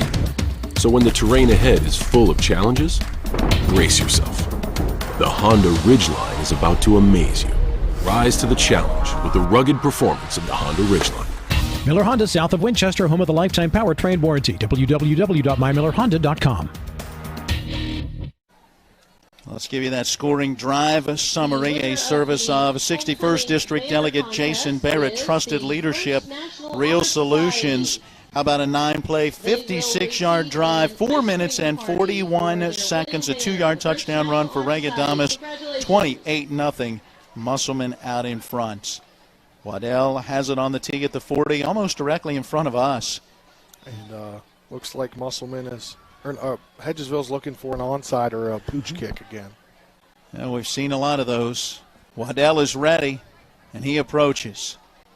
This time goes ahead and kicks it deep, and coming up on it, Kanye Smith. He's going to take it, start up the middle of the field to the 15, cutting to his right, then back to his left, and then gets hit, drilled, and taken down. Is that Hazlett? It is. Boy, he has been out there. Defense, special teams, offense, he does it all. All 3 ways. Yep, nice tackle out at about the, 22, I believe. And if you're Hedgesville, you need to put together a drive where you score a touchdown. You're down 28-0, and you don't want this game to turn into the the Martinsburg game. They were only down 21-0 at halftime. And 28-0 now in this one, and right now just got to have something to hang your hat on offensively after just 25 yards on 17 plays in that first half. And you can really tell how much they are missing Albright right now. Yep, Ruwest in the backfield, Kyle Whaley has the tailback to his right side. He will take that handoff, gets a little bit of an opening, drags a man across the 25, and looks like they're going to spot it at the 27, so a nice 5-yard pickup on first down. There you go. That's what they need. Yeah, just 9 yards on 8 carries in that first half. So a second and roughly 5. They do huddle up. Let some time run off of that play clock as they make their way towards the line of scrimmage. A 28-0 Musselman lead. Hedgesville with their first second half possession. 4 possessions in the first half. Handoff again, going to Whaley, bounces off the first guy in the backfield, but there is no place to go. I mean, he's just looking downfield, trying to find something to his left, something to his right, and there's a guy right in front of him, and the tackle comes for a loss of a yard to the 26. Yeah, and it seems like you take a big step forward and then go nowhere. Whaley on the carry. Yeah, great job by this Musselman front line, really offense and defense. They have controlled that line of scrimmage, and that has enabled them to put the yards together and the points on the board offensively, and has really allowed them to control this Hedgesville offense. 0 for 4 on third downs in the first half. They face a 3rd and 6. Ruwest wants to throw. Far side pass. Knocked down. Wow. Getting his hands up was Troy Wollaston, and the 6'3 sophomore able to bat that one away in the backfield. It's incomplete. I wish we had an award to give him for that. That deserves an award. You don't see that often. Yeah. Have to find a flashwater company or something and the bat of the game. I don't know. Got to figure something out, right? Yeah. I know Jim Klein would figure some random sponsorship out real fast for us. All right. Well, we will be awaiting to see what he has to say. Looks like Bub is in to try to punt the football out of there on a now 4th down and 6. Controlled roll here to the near side. Eventually gets it out, and it's blocked. Braden Hartman able to block that punt. Yeah, it looks like Colin had a great angle down there, running the camera right there, right in front of the play. You can't do that back to back. Let's do it. Let's check in with Colin right down there as that play was coming directly at his camera. Colin, what'd you see? Wrong thing. I just realized I was on the walkie-talkie. Sorry, guys, but just a bad play there. Rugby-style punt that went wrong for Hedgesville, and obviously let's see if Musselman can capitalize on it. Yeah, that is really not what Hedgesville needed to happen there, as it sets up the Musselman offense at the Eagle 19. Snap goes back, and Hartman on first down. Going to throw over the middle, and that deep slant and the catch made, and Hazlett knocked down at the 1, make it the 2-yard line. 17 yards on the pass completion, first and goal coming. Jim Klein says, Jim Klein, defensive hands play of the game. You can't name it after yourself. Hey, you know he's watching. He's always watching WRNR and listening. We're always listening to WRNR and always watching TV10.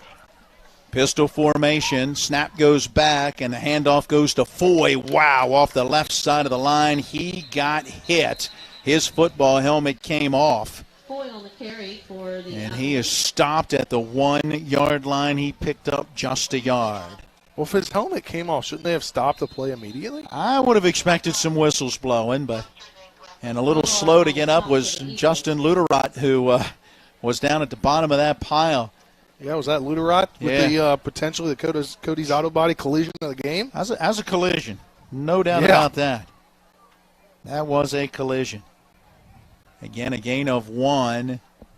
Foy will have to come out, so Alex Skaggs checks into the lineup again, lining up behind the quarterback in the shotgun. That's called the pistol formation.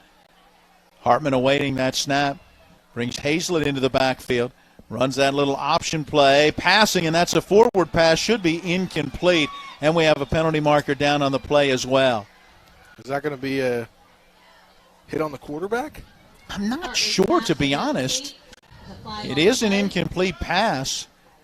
Our head referee blowing the whistle on that one. Let's see if they pick it up. Personal foul, horse collar tackle. It's hard to see from our angle. Yeah, so apparently as Hartman was being tackled and throwing that football forward, it will be a half the distance to the goal, which, I mean, basically that's a half a yard. Yeah. So let's make it second down goal to go from inside of the 1. Ray Adamas back out there. Looks like he's going to take the direct snap. He's got it, and we've got a penalty marker down. Movement on Musselman.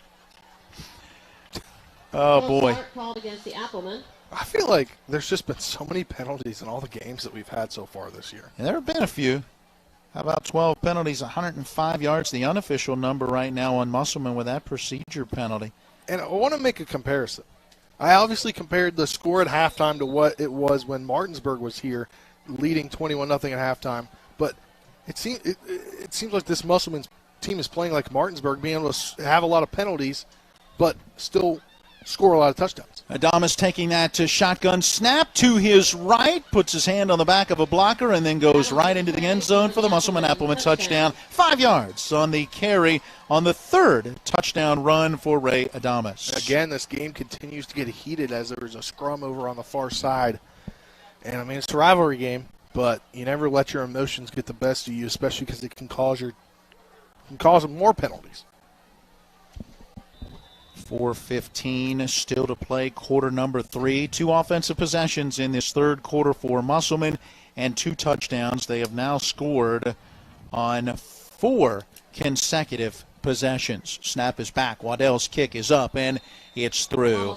We'll take a break with the score now. Musselman 35 and Hedgesville nothing. Ollie's VIP Northside is the best local spot to catch all of your favorite high school, college, and pro sports, or to hang out with friends. Ollie's has a great beer and cocktail menu, along with a food menu that will blow you away. Ollie's offers multiple TVs to watch the game of your choice from anywhere at the bar, or their outdoor patio with cornhole and fire pit. So stop by and see for yourself today at 36 Veronica Drive in Martinsburg. That's Ollie's VIP Northside. We'll see you for the game. Home Helpers of the Eastern Panhandle, making life easier for you, your family, and especially your loved one who needs care. We offer Direct Link's exclusive line of medical alert systems, monitored 24/7 by CSAA 5 Diamond Certified Care Center with help at the touch of a button. Free installation and no long-term contracts. Call 304-433-8000 or visit homehelpershomecare.com/panhandle or stop by and see them. They're located on Edwin Miller Boulevard in Martinsburg. Each office independently owned and operated. 7 penalties, 60 yards now, whistled against Hedgesville, as at the end of that extra point as we were going into the break, flags came flying in, and it was a personal foul against the Eagles. And so that means Waddell will kick off from the 45-yard line in Hedgesville territory. After a blocked punt, it was Musselman taking over at the Hedgesville 19, 3 plays, 1 minute, 23 seconds later. Ray Adamas goes in from 5 yards out, 35-0. Musselman in command in this one. Looking to make it 14 in a row in this series and 48 out of these 71 meetings. Waddell approaches, and let's see what he does. Kicks it high, deep, taking it in the end zone is Kanye Smith. He wanted to bring it out, but you can't do it on the high school level. Drive summary, by the way, brought to you by 61st District Delegate Jason Barrett. Trusted leadership, real solutions. And I said it on the last drive for Hedgesville, you need to get something going. Just something going. It just seems like nothing. 4 yards on their first possession of the second half before the block punt. That lifts them up to 29 total yards so far in this ball game. It has just not gone their way from the very beginning. From their own 20 on a first down and 10. Jackson Ruest out of the gun. Has Whaley to his right side. The snap goes back, and Ruest wants to throw deep over the middle, high into the air, in and out of the hands of Tanner Matthew. Pretty good defense there by Shelton, who was able to get a hand in and help to separate that football from the intended target. It's a nice throw that time from Ruest. Had a pretty tight window to try to get it into. He got it to the hands of his receiver, but Tanner Matthew, the junior, just could not pull it in. Yeah, and I keep talking about the similarities of this game to the one that when Martinsburg was here. It just seems like they're having the same troubles that they did in that game when it comes to the offense. Again, 2 receivers each way. Ruest taking that snap, hands it off, and this time Whaley loses the football. It'll be picked up by one of the defensive linemen, I believe it is Troy Wollaston, but hang on. I think they're going to say he was down before that ball popped out. Penalty marker has just come in, and that's going to be somebody for Musselman talking at the end of that play. We're waiting to get the official call as far as it was not considered a fumble, so it was a run of about 3 yards, and then he was down by contact and not a fumble, and then unsportsmanlike against Musselman. I mean, the comparisons keep going. There's so many penalties I feel like that Martinsburg took in this game. And now it seems like Musselman's taken a lot in this game against Hedgesville. Boy, plus 15. Let's go back and check those stats. So that's now 13 penalties, 120 yards unofficially on Musselman.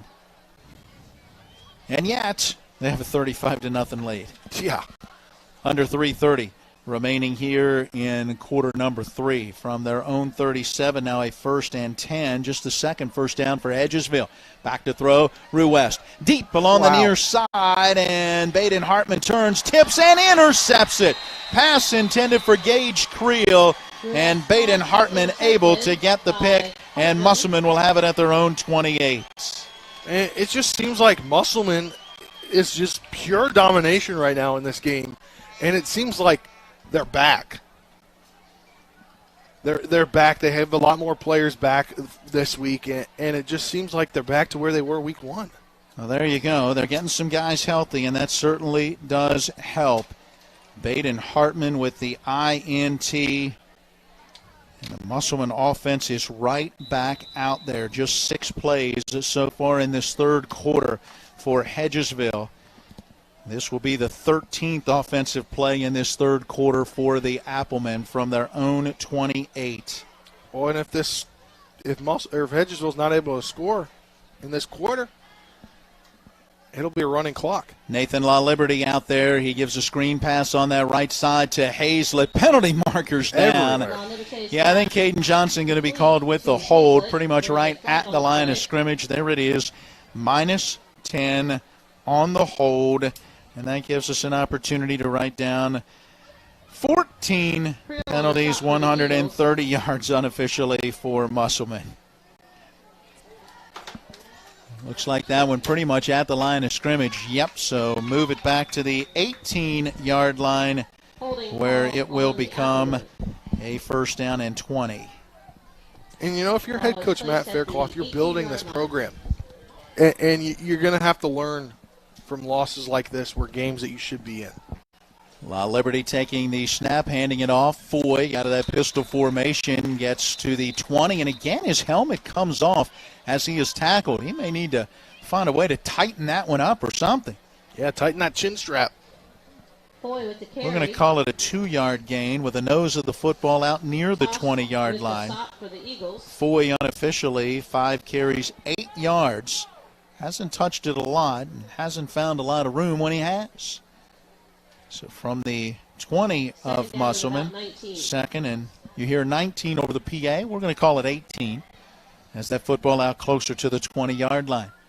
Yeah, just about the 20.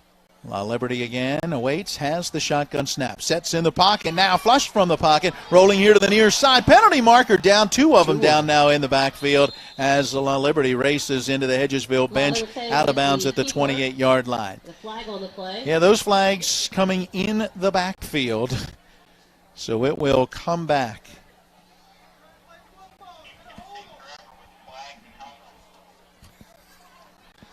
We are looking at now 21 penalties between the two teams, make it 22 as this holding call moves the football back. 15 penalties, now roughly 140 yards for Musselman. Move it all the way back down to about the 6-yard line. Yikes. They've got to get all the way out to the 38, so it's technically 2nd down and 32. LaLiberty out of the gun. He's got the snap. He's throwing from the end zone. Far side. Adamas with the catch. Goes out of bounds, or did he catch it? No, he bobbled it. He was juggling the football, and a nice job by Kanye Smith to get a hand in there and knock it out of his hands as he went out of bounds. It's incomplete. We've said Kanye Smith's name a lot tonight, and he's making plays that just don't show up in the stat sheet. Doing a nice job on that defensive side of the football. Just playing great defense that won't really get on the stat sheet. He's just forcing guys out of bounds, kind of playing a tight defense but not getting penalized. 3rd down and 32 from their own 6. What will Musselman do with this one? Remember, they faced a 4th and goal from the 42 on the final play of the first half and got a 42-yard touchdown. Hazlett out there now at quarterback, so you figure he's going to run, and that's what he does. Runs off the right side, and not much there. Faircloth helping to make that tackle. Who's coming off the bottom of the pile? Is that Sotil? Slow to get up. He's gotten this one out. He is, man. He is working hard, playing hard. Man, you got to give the young man credit. Bryce Sotil, still slow to get up, and he was right in there, helping to make that tackle at the 8-yard line. I mean, I think if you're any official on this Hedgesville sideline, I think you just make the call. As much as he probably wants to gut it out, you can't see that. It's the health and safety aspect of this game that we've stopped play a multitude of times now for this one player, and I think this looks like it's the worst one that he's had because he's needed help from his players to get off the field. You're still wondering, I mean, if it's cramping, you may see him get some water, juice, pickle juice, whatever they got on that sideline in him and try to get back out there. But I can't tell the way that he's walking off whether it's just gingerly trying not to have that muscle cramp back up again or what the situation is. But he is to the sideline, and the punting unit is in for the Musselman Appleman.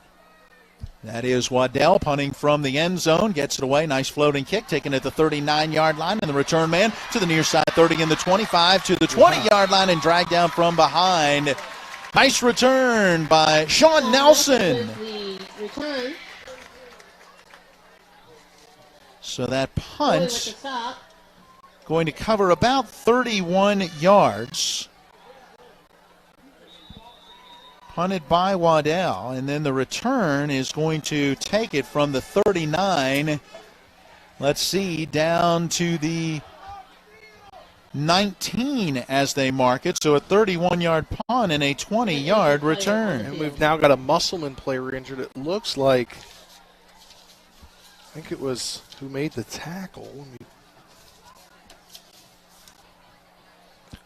I think it might be James Foy. I could be wrong. I thought I saw 33 make the tackle. Well, and I can tell 1-3. I can't tell the other right now the way that he is lying there. Hang on. I might be able to get it as the binoculars come up. And, yep, that's Foy who is down, and that definitely looks like he is experiencing cramps. Let's check in with Colin down there on the sideline. Colin, give us an idea. Up here in the press box, we don't always feel what the temperature is like and the humidity in the air and that sort of thing. Give us an idea. We seem to be having a lot of cramping. How warm is it still out there for being an October evening? Thank you, guys. It's definitely cooled down since kickoff, but still feeling a little bit warm. And when you're running around, obviously, like these guys are, and not getting as much water as you'd like, you're going to cramp up no matter what happens on both sides of the ball. And it's not really that humid. There is a light, cool breeze coming through, but definitely something that is going to change as the months go on. Obviously, I'm no weatherman, but that's pretty obvious nonetheless. Back up to you guys. We're going to have to get these guys a Zool's frozen lemonade. Hey, Colin just said he's no weatherman. He's no Bob Kukin. But he is the sports doctor. Yeah. John Alderton through our walkie-talkie system just said it's cold up here on the roof. So there you go. Thanks again to Zool's. They did provide us with a couple of lemonades, frozen lemonades going into this one. And so that has helped me to stay nourished, a little liquid in the system. And I'm not having the cramping problem right now. I wasn't informed to get the Zool's. I know nothing. I just know it was brought, and I am thankful. All right, from the 19-yard line of the Musselman Appleman, as Foy limps to the sideline, you can see the tight legs as he is walking off gingerly, hoping to avoid those cramps returning. Jake Young going to be in the backfield. The freshman, normally listed as a tight end on the roster, is the tailback to the right of Jackson Ruest. Here comes a blitz, and Ruest is grabbed and taken down. It's Kobe Hazlett. And they're saying they have the ball. And yes, the ball apparently did come out. Musselman Appleman football as Caleb Conley, a 5'7" junior, comes away with it. And if you're Matt Faircloth, you have to be having like a heart attack down there because you just had the best field position you've had to start a drive all night, and then you fumble it. Wow. It comes back at the 24-yard line after what will be a loss of 5 yards. And turnover number 3 on the night for Hedgesville. Musselman takes over at their own 24-yard line. Hedgesville offense not getting a lot of time on the field. Just 17 first-half plays. And in this second half, they've run just 7. Snap high over the head of La Liberty. Back inside the 5-yard line. The Musselman quarterback goes and gets it. Wow. And it will be Musselman football at about the 3-yard line. Wow is right. That's minus 21 on a bad snap. Second time that's happened today for Musselman, as they had a loss of 24 yards back in that first half. And I feel like even though Musselman has this game well in hand, it'll be a running fourth quarter clock with the deficit being 35-0. Both coaches not going to be happy about how their teams have executed everything tonight. No, you're right. Plenty to work on. You got to imagine Musselman's going to just let this clock run out, and they will. Third quarter on TV 10, presented by Orsini's Home Store, not just an appliance store any longer, at 360 Hack Wilson Way, Martinsburg, and Orsinis.com. And Kelly Allstate Insurance. For all your insurance needs, call Gary Kelly at 304-263-4596. Quarter number 3 in the books, going to the fourth quarter after this timeout, with Musselman leading Hedgesville 35-0. Ever try to collect on an insurance claim? Perhaps a homeowner's claim, auto accident, or fire. Insurance companies collect money from you for protection should something bad happen. And when it does, they don't want to pay, or they offer too little. At Mansion Ferretti, we have an attorney who worked defending insurance companies and knows all the dirty tricks they play to deny or lowball your claim. Call us today for help in getting what you really deserve. Mansion Ferretti, when you need justice. Nothing goes better with football than chicken. From Pee-wee to the big boys to the wing T formation. A hearty meal of 12 pieces for just $9 is just what the boys need to be at their best. Oh my, fumbling, bumbling, stumbling. Omaha!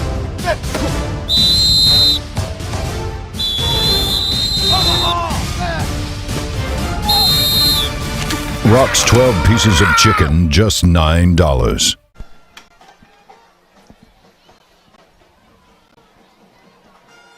Along with Spencer Dupuis, I'm Matt Miller, John Alderton, Harry Brown, Colin McLaughlin on cameras. Colin also reporting from the sideline with Donna Schaffner as our on-site producer. Nick Verzolini is back at the studio.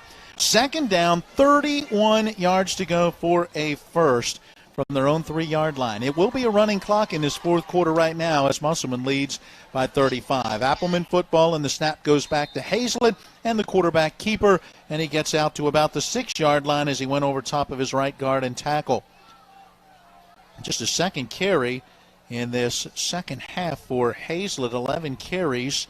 I've got him now up to 62 yards, and from the 6-yard line, it will bring up third down and 29. I think you're still digging deep into the playbook.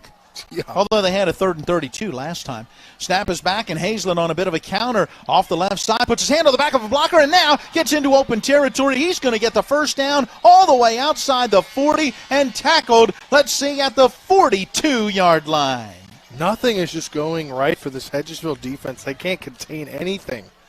Anything at all. They can't get any stop. That was the easiest stop you probably could have got. Hazlett on the carry for the Wow. 36 yards is going to lift first down. Kobe Hazlett to 12 carries, 98 yards on the night. And they convert on a 3rd and 29 to now be 7 of 11 unofficially on third down conversions. I mean, I feel like there's so many candidates right now for the WVU Medicine Player of the Game on Musselman's side. Yeah, a lot of guys have really come through. La Liberty back in there, slings a pass near side, wide receiver screen. A juggling catch made by Adamas. I think he trapped that one by his legs after it went in and out of his hands, and he then quickly gets taken down. Spot him out at the 44 for just a 2-yard gain. Yeah, and great pursuit there by the Hedgesville defense. Coming up there was Gage Creel on the stop, and the main guy with the tackle. 2nd and 8 after that pickup of a pair. About 6 of 9 for 72 yards in this one for La Liberty, who came in having played in just one game, 7 of 12 passing for 65 yards and a touchdown. Claps the hands, takes the snap, gives that little touch pass to Jacoby Haynes. He juggled it, ranging and running out to his left. Eventually, he is forced out of bounds, but we've got penalty markers down at the end of the play. And more Musselman helmets on the ground. I feel like we've said there's so many, like too many times we've said Musselman helmet on the ground. I think we've got an injured player on the sideline over there as well. Can't tell if it's a Musselman player or an Eagle player at this moment. Looks like a Musselman player. I don't know. I can't tell either. It's an Eagle player. It is an Eagle player. Yep. Now that I've got the binoculars up, I can see. All right. So we got a personal foul that will go against Musselman. Oh, ineligible man. What? No, that's a personal foul. That can't be an ineligible man downfield. That was a touch pass in the backfield, and so they'll mark it all the way back. Let's see where it's going to go, to about the 29-yard line. How many times have we had 2nd and 20, 2nd and 3rd down and 30, 4th down and 42?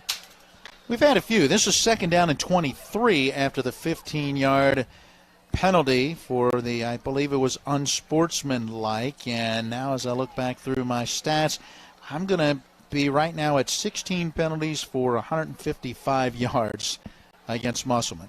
That's an unofficial total, but that's about where we are. 9:36 as the clock continues to wind. Again, running clock here in this fourth quarter for the most part. It does stop for a couple of things. I'm trying to see who was down for Hedgesville. They ended up going onto the Musselman sideline, and now they're walking down the other side of the field down to the far end zone. I believe that's a 2-1, and that would be David Camp. Back to throw, La Liberty, deep down the middle, looking for Hazlett as he went down the far side hash marks, and he overthrows him. That pass on a 2nd and 23 is incomplete. 3rd and long coming. But remember, they completed a 36-yard run. Shouldn't say completed. It wasn't even a pass. It was a running play on a 3rd and 29 just a couple of plays ago. On the one right before halftime, wasn't that a 42-yard touchdown pass on a 4th down? I believe that's what it was, yes. From their own 29-yard line on 3rd down and 23, nearing 8.5 minutes. 35-0 that lead. Little touch pass in the backfield. Looking to the near side, and now reversing his field is Shelton. Oh, big hit. But I think they're going to call the hit on a defenseless man, or the crackback block, if you will, as Shelton goes out of bounds over on that far sideline all the way down at the 30-yard line. And I was about to say, for your Hedgesville, you don't want to get a penalty on yourself for doing the same thing down there. They did not, though.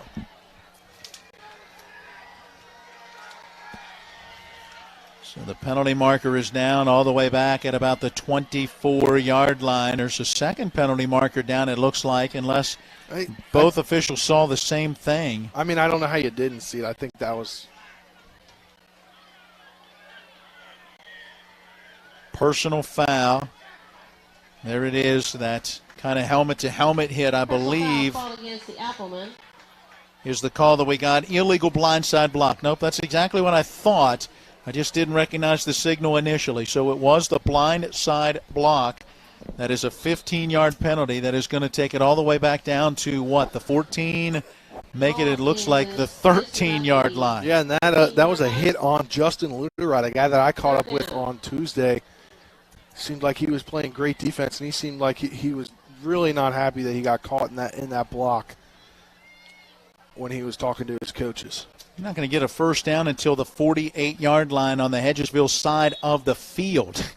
That's how long this 3rd down play is, and they will keep it on the ground. And this carry goes to Alex Skaggs. Skaggs moving forward will get to about the 15, so give him +2. Saw him earlier in this game as he came in. I believe, though, his first official carry. So the punting unit comes on 4th and extremely long. Waddell trying to get that one out. Does get it away. Kick going to bounce and then take a Musselman roll. It hit it about the 42 in Appleman territory, and then takes a huge roll along the far side all the way down to the 39 of Hedgesville, and that turns out to be a 46-yard punt.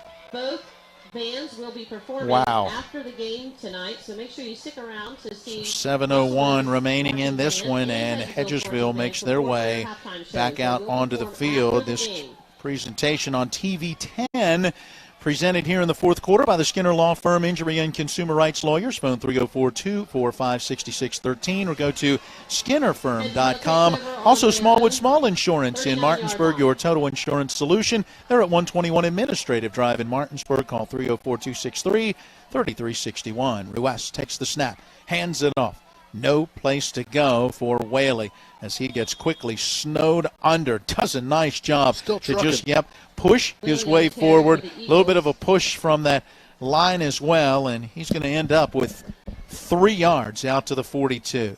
And that's just the grit that he has running the ball, because he could have just gone down, but he didn't. 2nd and 7 coming. 12 carries, just 20 yards, though, for Whaley in this one, as the offense has not produced much for Hedgesville, and much to our surprise. We certainly did not see this coming in. Handoff going to a new back out there, looking for running room off this left side. That is Hunter Turner. And the junior getting back to the line of scrimmage, but nothing more. So Hunter Turner with his first carry for no gain. And from their own 42, a 3rd and 7 for Hedgesville. Still looking to convert on their first 3rd down tonight. 0 for 5 in that category. Just 2 first downs for this Hedgesville offense. They had 25 yards at the half. Here in the second half, you're looking at, only about 4 or 5 yards of offense. There is the snap back, and Ruest sets in the pocket now, flush from the pocket, rolling to that far side, and he's got some room. Able to go down the field to the 40-yard line and inside the 40 to about the 37-yard line of Musselman.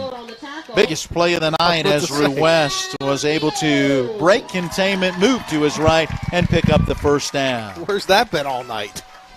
Mark it to the 37 in Musselman territory. So that gain is good for 21 yards. They almost double the amount of yards that they have had in this one on that run. Well, I mean, if you're Hedgesville, you just want to be able to put together a drive just for confidence going forward. I mean, obviously you're going to lose this game, and you're probably going to drop out of the top 17 in the playoff rankings. So you're really just playing for yourselves after this. On 1st down and 10, handoff to the tailback, and no place to go. Waiting to see if that's Whaley, or yes, it is. Whaley did come back in. Had that carry earlier by Turner, and I wasn't sure whether they would keep him in there. So gain of 1. They'll call it down to the 36 of Musselman. 5th play of the possession, a 2nd and 9 coming. Yeah, when you look ahead, I mean, Hedgesville's looking for something to be able to build on, because they got another tough one coming up, hosting Princeton next week. And Princeton came into this week as the number 5 team in the state at 4-0. Ruest back to throw, deep down the middle, and the catch is not made, as it's in and out of the hands of the intended receiver inside the 5-yard line. Would have been a sure touchdown had he been able to hang on to it, and it looks like Justin Luderat, who it was intended for. Intended for Creel. So, again, just could not pull that one in, and waiting to see. Is that a 2? No, it's not. It was Creel. So, again, from that distance, even with the binoculars, the way that jersey was bunched together, I thought it was a 2. That was Creel who was the intended target, and the pass incomplete. So a 3rd and 9 coming from the 36 of Musselman. Whaley moving to the right side of Ruest, who's got 3 receivers here to the wide side left. Down to 2:40 and counting. Ruest stepping up in the pocket, has the football grabbed, and somehow he hung on to it as he got taken down, sacked on the play, back at the, I think the 40. Yep, the 40-yard line, -4. Another sack for this Musselman defense. Minus about 4 yards. And it will bring up a 4th. We call it 13, and obviously you're going for it in this situation. Yeah, you kind of got to, just to see if you can get some momentum going into next week and the final home stretch of the season, as we're now under a month left in the regular season. It's hard to believe how quickly it seems this season has been rolling by. But it happens every year, right? I feel like definitely a lot quicker for you, Matt, considering it's your last season. 3 receivers to the left, a single receiver to the right. Quarterback out of the shotgun, taking that snap. Controlled roll here to this near side, under pressure, lets it go. It's incomplete. A tremendous job to get back there to Ruest, just putting the pressure on him. he had nothing he could do with that football, and the control of the line of scrimmage has been there all night for these Musselman Applemen, and as a result, they take over on downs. And they only really have to run a play or two after this to close out the game with 1:30 now on the running clock. Yep, should certainly be able to take care of business here with this possession and get out of here snapping a 4-game slide overall, but continuing now a 14-game winning streak in this series from their own 39. Out of the shotgun, new quarterback. Snap going back, and hold on. Penalty markers down, and our new quarterback is going to be Ross Smelzer, 5'8", 150-pound sophomore. So -5 is unofficially 18 penalties, 175 yards for Musselman on the procedure penalty. It's been about the only thing that hasn't gone their way. Yeah. Move it back to the 34 in a 1st and 15. Final play for them. Smells are waiting for that snap, and we get it again. So you're getting some young guys in, and as a result, they're having a little bit of trouble on that exchange. 19 penalties, 180 now for Musselman, and I'm not sure. There's going to be another play. Yeah, they don't have to. Yeah, no. Play clock is at 30. In fact, it could be turned off because the game clock is at 21. They're going to run something, though. Yeah, we do have another quarterback in there, and the snap goes back, and that quarterback off the right side is going to pick up maybe a yard. That looked to be a 17, Anthony Cornell. He's a 5'10 sophomore. That'll do it. So Cornell gets the carry and the gain of about 2 yards on the final play of the game. 35-0, Musselman with the victory as they snap a 4-game slide and improve to 2-4 on the season. For the Hedgesville Eagles, they will drop to 3-4 through their first 7 games in the overall series. Musselman picks up their 14th straight win in this series and win number 48 overall in the 71st meeting between these two programs. Our post-game show coming up after this 2-minute timeout. Again, your final score tonight from Moomaw Stadium, Musselman 35, Hedgesville 0.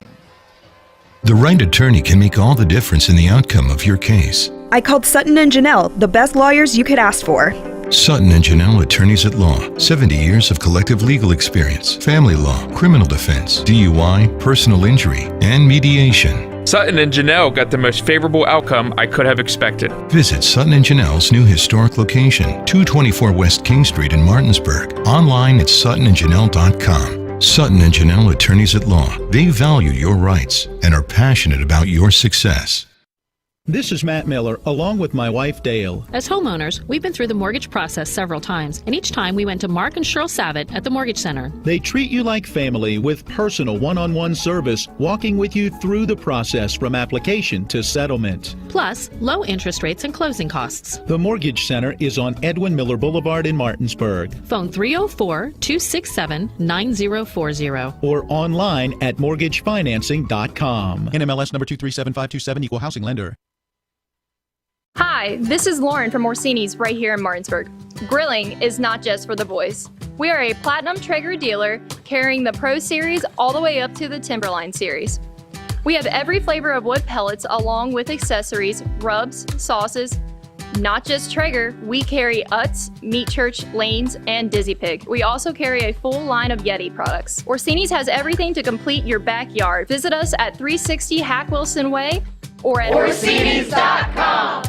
Palace Lounge in Martinsburg has a brand new list of daily specials. Monday, stop on in for burger night or enjoy a nice juicy steak every Tuesday and Wednesday. The Palace Lounge also offers freshly steamed shrimp Thursdays and chef specials every Friday and Saturday. Sunday is all-day breakfast and there are drink specials daily too. So come enjoy the Palace Lounge. You can find them on Facebook or call 304-267-7520. The Palace Lounge is located at 1350 Edwin Miller Boulevard.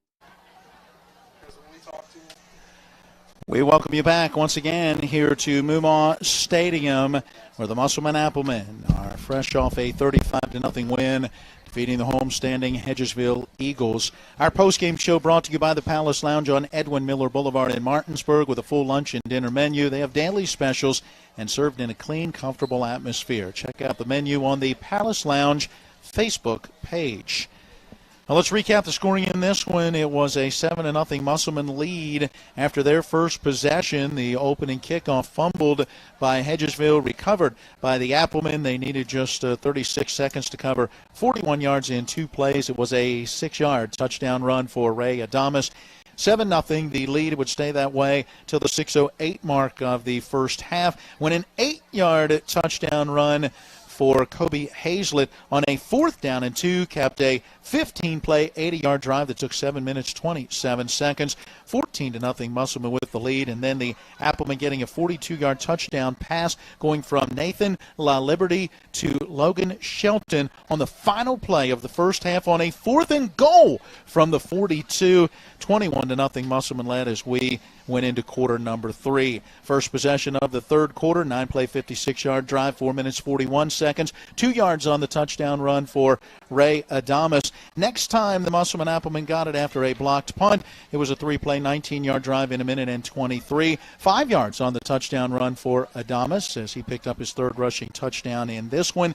And, well, that would be the final scoring. 35-0 is the victory as the Musselman defense did its job, and clearly the Musselman offense did its in putting 35 on the board. Yeah, it definitely did its job, and they stopped the run too. That's really what my key to the game for them was, to be able to stop the run, and that's what they did. Yeah, they shut everything down. I mean, this Hedgesville offense just really never able to get anything going as this game played out. It was unfortunate that perhaps the fumble of the opening kickoff really an omen of the things to come. And I think that kind of swung the momentum to Musselman's way, and it never got swung back. Usually in games you see the swinging of momentum, a lot during a game, especially early in the game, but that didn't happen. No, and that's the thing. Hedgesville just couldn't quite come up with that play to perhaps get the momentum back their way, even when they did get a turnover and had the football deep in Musselman territory, could not take advantage. All right, I believe Brian Thomas is with us. Let's send it down to Colin. We're good. All right, I'm down here with the victorious head coach and Brian Thomas. Congrats on the win. You were talking about physicality right now. It was definitely a physical week practice-wise, you were mentioning as well, and it played out tonight. You got the shutout.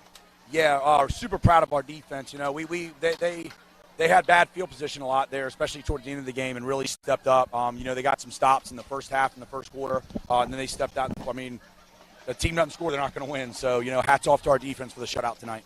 Big night with that ground game. I talked about it a bit at halftime. You kept it going there in the second half. Is that due to the physicality, or was it some speed and practice as well? Wanting to get back to being physical a little bit. We kind of got away from it here the past couple weeks, and a lot of that's because of injuries. We're trying to feel ourselves out a little bit. But, you got Kobe Hazlett, who's one of the most physical and aggressive runners that there is. He's just a hard-nosed, throwback football player. So we wanted to get Kobe the ball downhill, and we were able to do that. All right, back in the win column, like I said. The hammer's coming back out for next week. I don't. That's up to the seniors. That's up to the seniors. Hopefully we can. I think we had more hammers tonight than we have the past couple weeks. All right. Well, congrats again on the win. Go soak it in with your team. Have a good night. Back up to you guys in the studio. All right, there you go. Thank you very much, Colin. And I'm not sure we're going to get a chance to talk with Coach Faircloth. I believe he has already made his way towards the locker room with his team. All right, let's send it back to the studio. Take a 2-minute timeout on the other side of the break. We'll come back and take a look at some of the numbers from this one. Again, your final, it is Musselman over Hedgesville 35-0. When will I be able to retire? How do I make the most of the money I have? How do I leave a lasting legacy to my loved ones? I'm Philip McCoy, financial advisor with the Mirius Group, a private wealth advisory practice of Ameriprise Financial Services Incorporated. Call us today at 304-263-4343 to help you make the most of your financial future. Our office is located at 1270 Winchester Avenue, Martinsburg, West Virginia. Ameriprise Financial Services Incorporated, member FINRA and SIPC. Welcome to La Bella Vita, named for my Grandma Vita. Our mountaintop getaway honors her legacy while complementing the home's spectacular views. This recently renovated property boasts a breathtaking landscape of Deep Creek Lake while providing great open interior spaces for a sensational vacation. You'll immediately notice the great room allows for entertaining, dining, and relaxing after long days on the lake or skiing on the slopes of Wisp. Your family and friends will enjoy relaxing in all the open spaces. The home features 6 bedrooms, including 4 that are private suites. And each of the 4 levels of this home feature amazing visibility as far as the eye can see. Like our family, we hope you enjoy making memories here on the mountain. We love sharing the spacious, warm, and inviting home that overlooks the lake. Cheers to the beautiful life, La Bella Vita.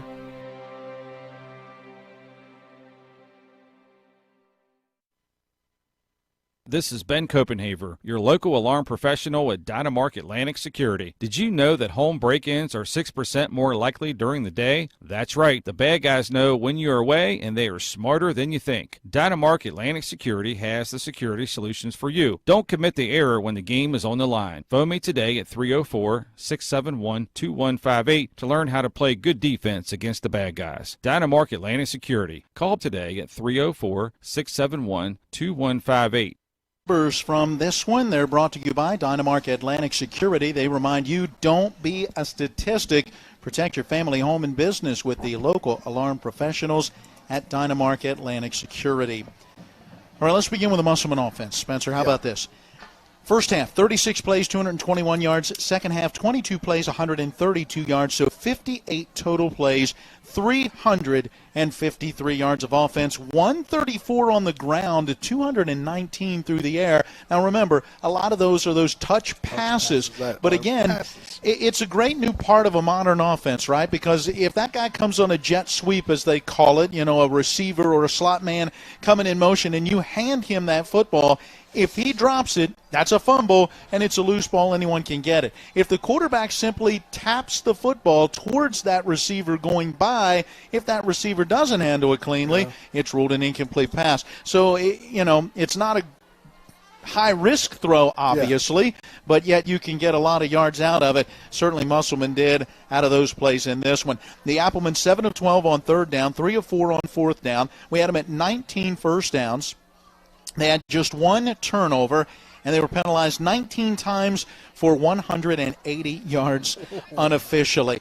6 of 10 passing, 72 yards for Nathan LaLiberty. He had a real solid game. 12 carries for 48 yards for Kobe Hazlett. You're looking at 5 carries, 8 yards for James Foy, and also looking at 5 carries, 37 yards, and 3 touchdowns for Ray Adamas. Adamas also 1 for 1 for 35 yards back in that first half. And Baden Hartman, 8 of 11 for 112 yards in this one. And let's see, Hartman ran the football 8 times for 32 yards, so it gives you an idea of how this one played out. Oh, and don't forget a strong outing by Logan Shelton. I'm looking back through.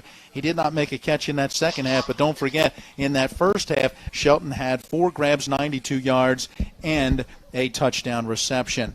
All right, let's turn our attention to the Hedgesville Eagles. Listen to these numbers. 17 plays, 25 yards in the first half. In the second half, 14 plays for just 23 more yards. 31 plays, 48 yards. So you're talking 58 plays to 31. That's 27 more plays for this Musselman offense, and the Musselman offense able to tally up about 305 more yards than what Hedgesville was able to do in this one. 39 rush yards, just 9 passing yards for Hedgesville. 3 first downs. They turned it over 3 times. 7 penalties for 60 yards in Hedgesville. 1 of 7 on third down. 0 of 3 on fourth down. Jackson Ruiz, 2 of 11 passing for 9 yards. Had 5 carries for 20 yards. Got sacked twice in this one, and 13 carries, 21 yards for the starting tailback Kyle Whaley, as the regular starting tailback Nathan Albright out with injury in this one. And that was about it offensively for Hedgesville. So the Eagles with the loss fall to 3-4, and for the Musselman Appleman snapping a 4-game slide there now at 2 and 4. Post-game stats, a service of Dynamark Atlantic Security, reminding you don't be a statistic. You can protect your family, home, and business by calling the local alarm professionals at Dynamark Atlantic Security, 304-671-2158.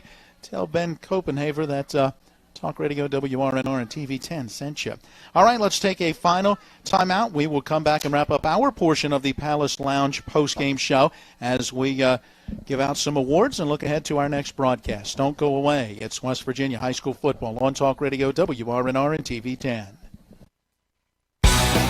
Ollie's VIP Northside is the best local spot to catch all of your favorite high school, college, and pro sports, or to hang out with friends. Ollie's has a great beer and cocktail menu, along with a food menu that will blow you away. Ollie's offers multiple TVs to watch the game of your choice from anywhere at the bar or their outdoor patio with cornhole and fire pit. So stop by and see for yourself today at 36 Veronica Drive in Martinsburg. That's Ollie's VIP Northside. We'll see you for the game. When you've been in a wreck, you're hurting, you're confused, the insurance company's calling you. Insurance companies are not your friend. They have a duty to their shareholders, not to you. That's why you need to call us to make sure that you are maximizing what you are entitled to. We've recovered over $100 million for our clients. Every case is different, no result is guaranteed. But one thing's for sure, we'll treat you like family. Whether you're heading to a high school, college, or professional football game, Johnny's has all your tailgating go-tos. Delicious wings, meatballs, shrimp, burgers, and dogs. Plus, Johnny's has everything you need to serve it all up. Party trays, utensils, plates, cups, and more. Stop by either of our two great locations, 1456 Winchester Avenue in Martinsburg and Route 11 South in Chambersburg. This is Matt Miller, along with my wife, Dale. As homeowners, we've been through the mortgage process several times, and each time we went to Mark and Cheryl Savitt at the Mortgage Center. They treat you like family with personal one-on-one service, walking with you through the process from application to settlement. Plus, low interest rates and closing costs. The Mortgage Center is on Edwin Miller Boulevard in Martinsburg. Phone 304-267-9040. Or online at mortgagefinancing.com. NMLS number 237527, equal housing lender. We are back one final time here this evening at Moose Stadium. Both marching bands now entertaining the crowd, still on hand here after this one. You can hear a little bit of that in the background as we wrap things up. Again, can't really bring you a lot of the band activities because of the songs that are played and contractual obligations with those songs and so forth on the various social medias that we broadcast on. All right, time for us to finish it up as we start with some awards. And let's go to the Kelly Allstate Insurance Good Hands Catch of the Game. Well, you already declared it in the first half. Logan Shelton with that great catch. Yeah, I had the touchdown on a fourth goal. Not even that one. The other one. The other one. Trying to think. Oh, yeah, the comeback. Yeah, the comeback catch. That's right. That was the I tell you what, you could give it to him on both of those because he went up and got the one for the touchdown, but it's just, talked about earlier. I'm going to give it to him on that one because something else comes later. All right, so there it is. The Good Hands Catch of the Game brought to you by Kelly Allstate Insurance. For all your insurance needs, call Gary Kelly at 304-263-4596 or stop by 724 Lakeview Drive in Martinsburg. All right, let's go to the Cody's Body Shop collision of the game. There were a lot of candidates tonight, but I got to give it to Justin Luderod from Hedgesville with 4:43 left in the third quarter. That huge hit in the backfield that stopped. That was one of the only behind-the-line stops that Hedgesville had tonight. There you go. It's brought to you by Cody's Body Shop, 851 Wilson Street in Martinsburg. Family-owned. They offer superior customer service and great pricing for a job done by experienced certified technicians. Phone 304-901-4777 or visit their Facebook page. The Orsini's electrifying play of the game. That's got to be the Logan Shelton 42-yard touchdown catch on 4th and goal from the 42 as time expired in the first half. Yeah, there's no other way to cheer up your crowd at halftime, going up 21-0. Didn't see that one coming, did we? No. No. There you go. The electrifying play of the game brought to you by Orsini's Home Store, not just an appliance store any longer. They're at 360 Hack Wilson Way, Martinsburg, online at Orsinis.com. And now the toughest one of all, in a game where so many guys rose to the occasion for Musselman, who's your WVU Medicine player of the game? I think just because it was 3 out of 5 of the touchdowns scored in the game, I got to give it to Ray Adamas. He scored 3 out of the 5 touchdowns scored in the game. 20, that's 18 points that he scored. Yeah, and the halfback pass, or really the reverse pass, because it was given to a halfback who gave to him as a wideout coming the other way, and then he threw the football. That, again, the fumble on the opening kickoff and then that first play from scrimmage for Musselman really set the tone for this football game. And Adamas was certainly a part of that pass and certainly a part of a big night for this Musselman offense. Congratulations, Ray Adamas, our player of the game, and brought to you by WVU Medicine, Berkeley, and Jefferson Medical Centers, leading healthcare here and everywhere. All right, next up for these two teams, for the Hedgesville Eagles, another tough one. They're at home next week, but against Princeton, who came in as the number 5 team in the state in AAA this week. We'll find out how they were doing here in just a few minutes with Nick Verzolini back at the studio. After that, it's an open week. Then another tough one on the road at Jefferson and closing out at Hampshire, which is not going to be an easy game on the road either. Hedgesville still has the playoffs in their sights at 3-4, but going to have to really finish strong over these last 3 games that they're going to get into the postseason. For Musselman, next up for them, it's a home matchup against Wheeling Park next week, then on the road at Washington, and then at Bridgeport and home for Parkersburg. So the schedule, that's a gauntlet. Yeah, does not get any easier for this team that is now 2-4. But as we saw tonight, they're getting healthy again, getting some players back. If they can play like this over the next 4 games, without the penalties, you never know. I mean, if this team can win out, right? Yeah. You finish 6-4. So again, they still have what they want to do in front of them if they can continue to get healthy and execute the way they did tonight. Yeah, definitely. And I think that's kind of what we've heard the last couple of weeks from head coach Brian Thomas, whether it was on the Sports Mix or this week when you caught up with him and I was out there. And it's just getting back to where they wanted to be at the start of the season now that they're gaining all these players, a few of these players back. All right, let's talk quickly about tomorrow. You guys are hitting the road bright and early. I am taking this one off to attend a wedding, but Martinsburg has a big matchup tomorrow. Yeah, they definitely have a big matchup, and, I guess thank you, Musselman, for going up 35-0, running clock in the fourth quarter. Let us all get a little bit of sleep tonight. 4 a.m., we're hitting the road for that game. I know Martinsburg's already up there. They attended the Pro Football Hall of Fame today, and head coach Rich Sherman, thought that was important because that's something that not a lot of people get to do, and if they had the opportunity to do so, why not? Absolutely. They left 9 o'clock or so this morning. From 2 to 5, I understand, was the time for them to spend 3 hours going through that great place. Have you been there? Yeah, it was quite a few years ago, probably 10 or 12-ish years ago. But even now, I want to go back because of all the things that they've done to make it kind of like a whole kingdom over there. Yeah, pro football certainly is a great place to visit. Martinsburg got that chance, and now tomorrow they'll take on the Riverside Beavers, who are 5-2. The Dogs are 6-0. Game time at 1. Your all's pregame at 12 noon. Only on TV 10 and WRNR TV on YouTube. Because on the radio side, got the Mountaineers. Our contract says gotta air them. Can they get a win at Baylor? The Bears are 4-1. West Virginia 2-3, coming off back-to-back losses.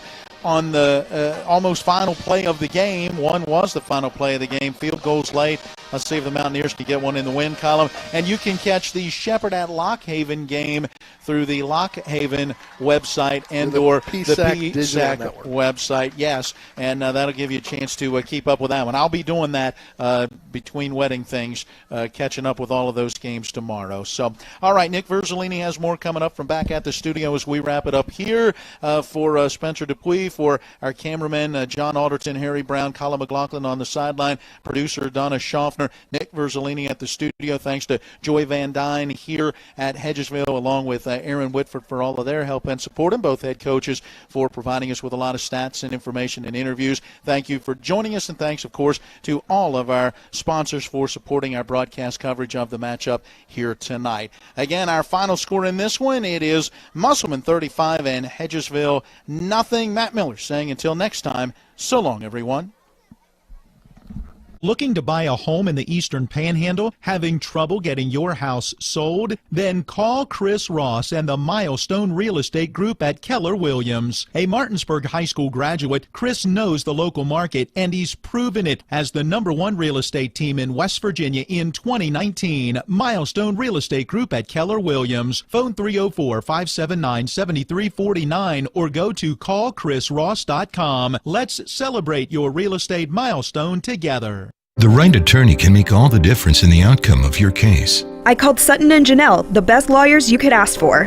Sutton and Janelle Attorneys at Law. 70 years of collective legal experience, family law, criminal defense, DUI, personal injury, and mediation. Sutton and Janelle got the most favorable outcome I could have expected. Visit Sutton and Janelle's new historic location, 224 West King Street in Martinsburg. Online at suttonandjanelle.com. Sutton and Janelle Attorneys at Law. They value your rights and are passionate about your success.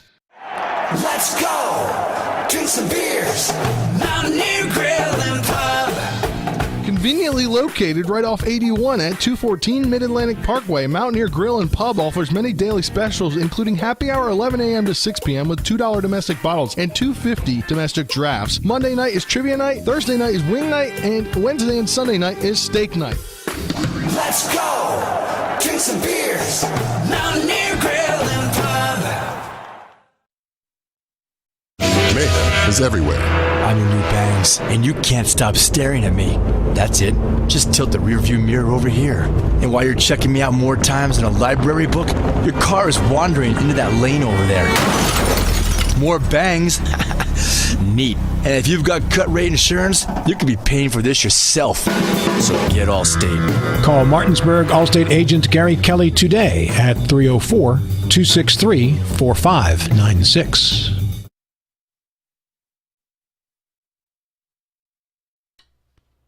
Welcome into the post-game scoreboard update. I'm Nick Verzolini. As we just saw, Musselman defeats Hedgesville 35-0 in that one. So the Applemen are now 2-4 on the season. Hedgesville's falling to 3-4 after the loss and unable to move up in the WVSSAC power rankings. So a tough loss for the Eagles tonight. Frankfort and Spring Mills was tied up at 14, last scoreboard update I saw, and I believe it is still tied. Or no, now Spring Mills leading in the third quarter, last updated 21-20 over Frankfort. So a very competitive game there at Spring Mills. Jefferson gets the win tonight to remain undefeated with a 33-14 win in their contest against James Wood of Virginia. Let's look at the rest of the scores around the Mountain State. Huntington beating up on Woodrow Wilson tonight, 63-0. Big win for the Highlanders. They'll remain number 1. University beating Albert Gallatin over Pennsylvania 36-14. Bridgeport destroying Preston tonight, 72-0. Cabell Midland leading Capital, last updated 14-0 at the half. No final in that one yet reported. Oak Hill beating Greenbrier East 16-3. Brook leading Oak Glen 6-0. George Washington was beating Riverside at half 21-0. Hurricane beating Lincoln County 21-0. Some finals here. Buchanan Upshur beats Lewis County 31-14. Wheeling Park beating Morgantown 41-6. Just the fourth game of the season for Wheeling Park, and they will get the win there. Robert C. Byrd upsets Lincoln, number 1 team in Double-A, 35-13. That's a bad loss for Lincoln at this point in the season because, well, they were number 1, and Robert C. Byrd unranked currently. Herbert Hoover, though, taking care of business against Wayne 53-0. Winfield beating Polka 13-7. Point Pleasant beating Kaiser right now in the fourth quarter 28-20. Williamstown gets the win over Weir 31-6. Liberty Raleigh 24, Westside nothing. Nicholas County 57-13 victory over Braxton County. North Marion beating Elkins 53-7 tonight. Logan edges out Scott 21-12. East Fairmont beats Philip Barber 13-7. Graham of Virginia was leading Bluefield at the half 14-0. No final yet in that one. Grafton beating Richwood right now 29-6. And then in Class A, St. Mary's over Wright County 22-6. That's the final score. Tyler Consolidated over Buffalo 35-0. Hampshire beating up on Petersburg, 35-6. Meadow Bridge beating Webster County 34-8. Trinity beating Hundred 63-0. That's a final score. Clay Patel over Mannsnutton Military of Virginia 56-0. James Monroe Greenbrier West, a 14-14 contest in the fourth quarter. Good one there. Mount View beating Van in the fourth quarter 12-0. Another close one here in Class A. Ritchie County leading South Harrison 16-8. Moorfield beating Northern Garrett of Maryland 22-13 tonight. Toronto of Ohio beats Madonna 19-16. And then Independence leading Midland Trail 28-7. Doddridge County and Gilmore County, that game was postponed. Calhoun County also had a game postponed. East Hardy beating Bath County of Virginia 53-12. Those are all the scores that we have for you at this point. Again, Martinsburg football will be in action tomorrow as they take on Riverside in Paynesville, Ohio.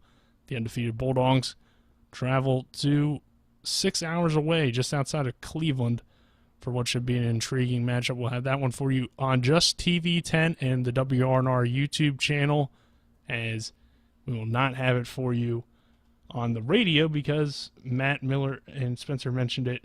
The game, or the West Virginia game, will be on radio. So you can tune into that one, though, on TV 10 locally and on YouTube. So that will do it for me. And once again, our final score tonight, Musselman defeats Hedgesville 35-0. In whatever you do, it's good to go the extra mile. But when we go to Antwerp, Belgium to buy a diamond for you, we go the extra 7,982 miles, the distance from here to Antwerp. And when you see your new diamond, the sparkle in your eyes will tell us it was worth it to go the distance.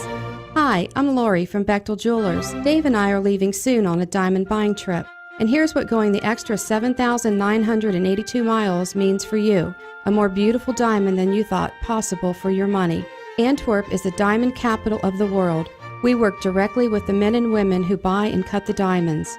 We personally inspect thousands of diamonds to pick only the best out of each parcel. And believe me, we reject hundreds of diamonds for each one we buy. Would you like to own a diamond that will blow by other diamonds in a flash? We're ready to go the extra 7,982 miles for you. See us at Bechtel Jewelers, Route 11 south of 51 in Inwood. And that concludes today's postgame show. Be sure to tune in each week throughout the regular and postseason for more West Virginia high school football. Today's game has been brought to you by Bechtel Jewelers, The Brown Funeral Homes and Cremations, Friends of Jason Barrett, Hagerstown Ford, The Mansion Ferretti Law Firm, Kelly Allstate Agency, Milestone Realty, Miller Honda, the Mid-Atlantic Group, the Mirius Group, Orsini's Home Store, the Palace Lounge, Parsons Ford, Rocks, Spring Valley Farm Market, Sunset Car Wash, the Sutton and Janelle Law Firm, Smallwood and Small Insurance, and WVU Medicine, Berkeley Medical Center, and Jefferson Medical Center. For the best in high school, college, and NFL coverage all season long, keep it tuned in to Talk Radio WRNR Martinsburg. All rights reserved.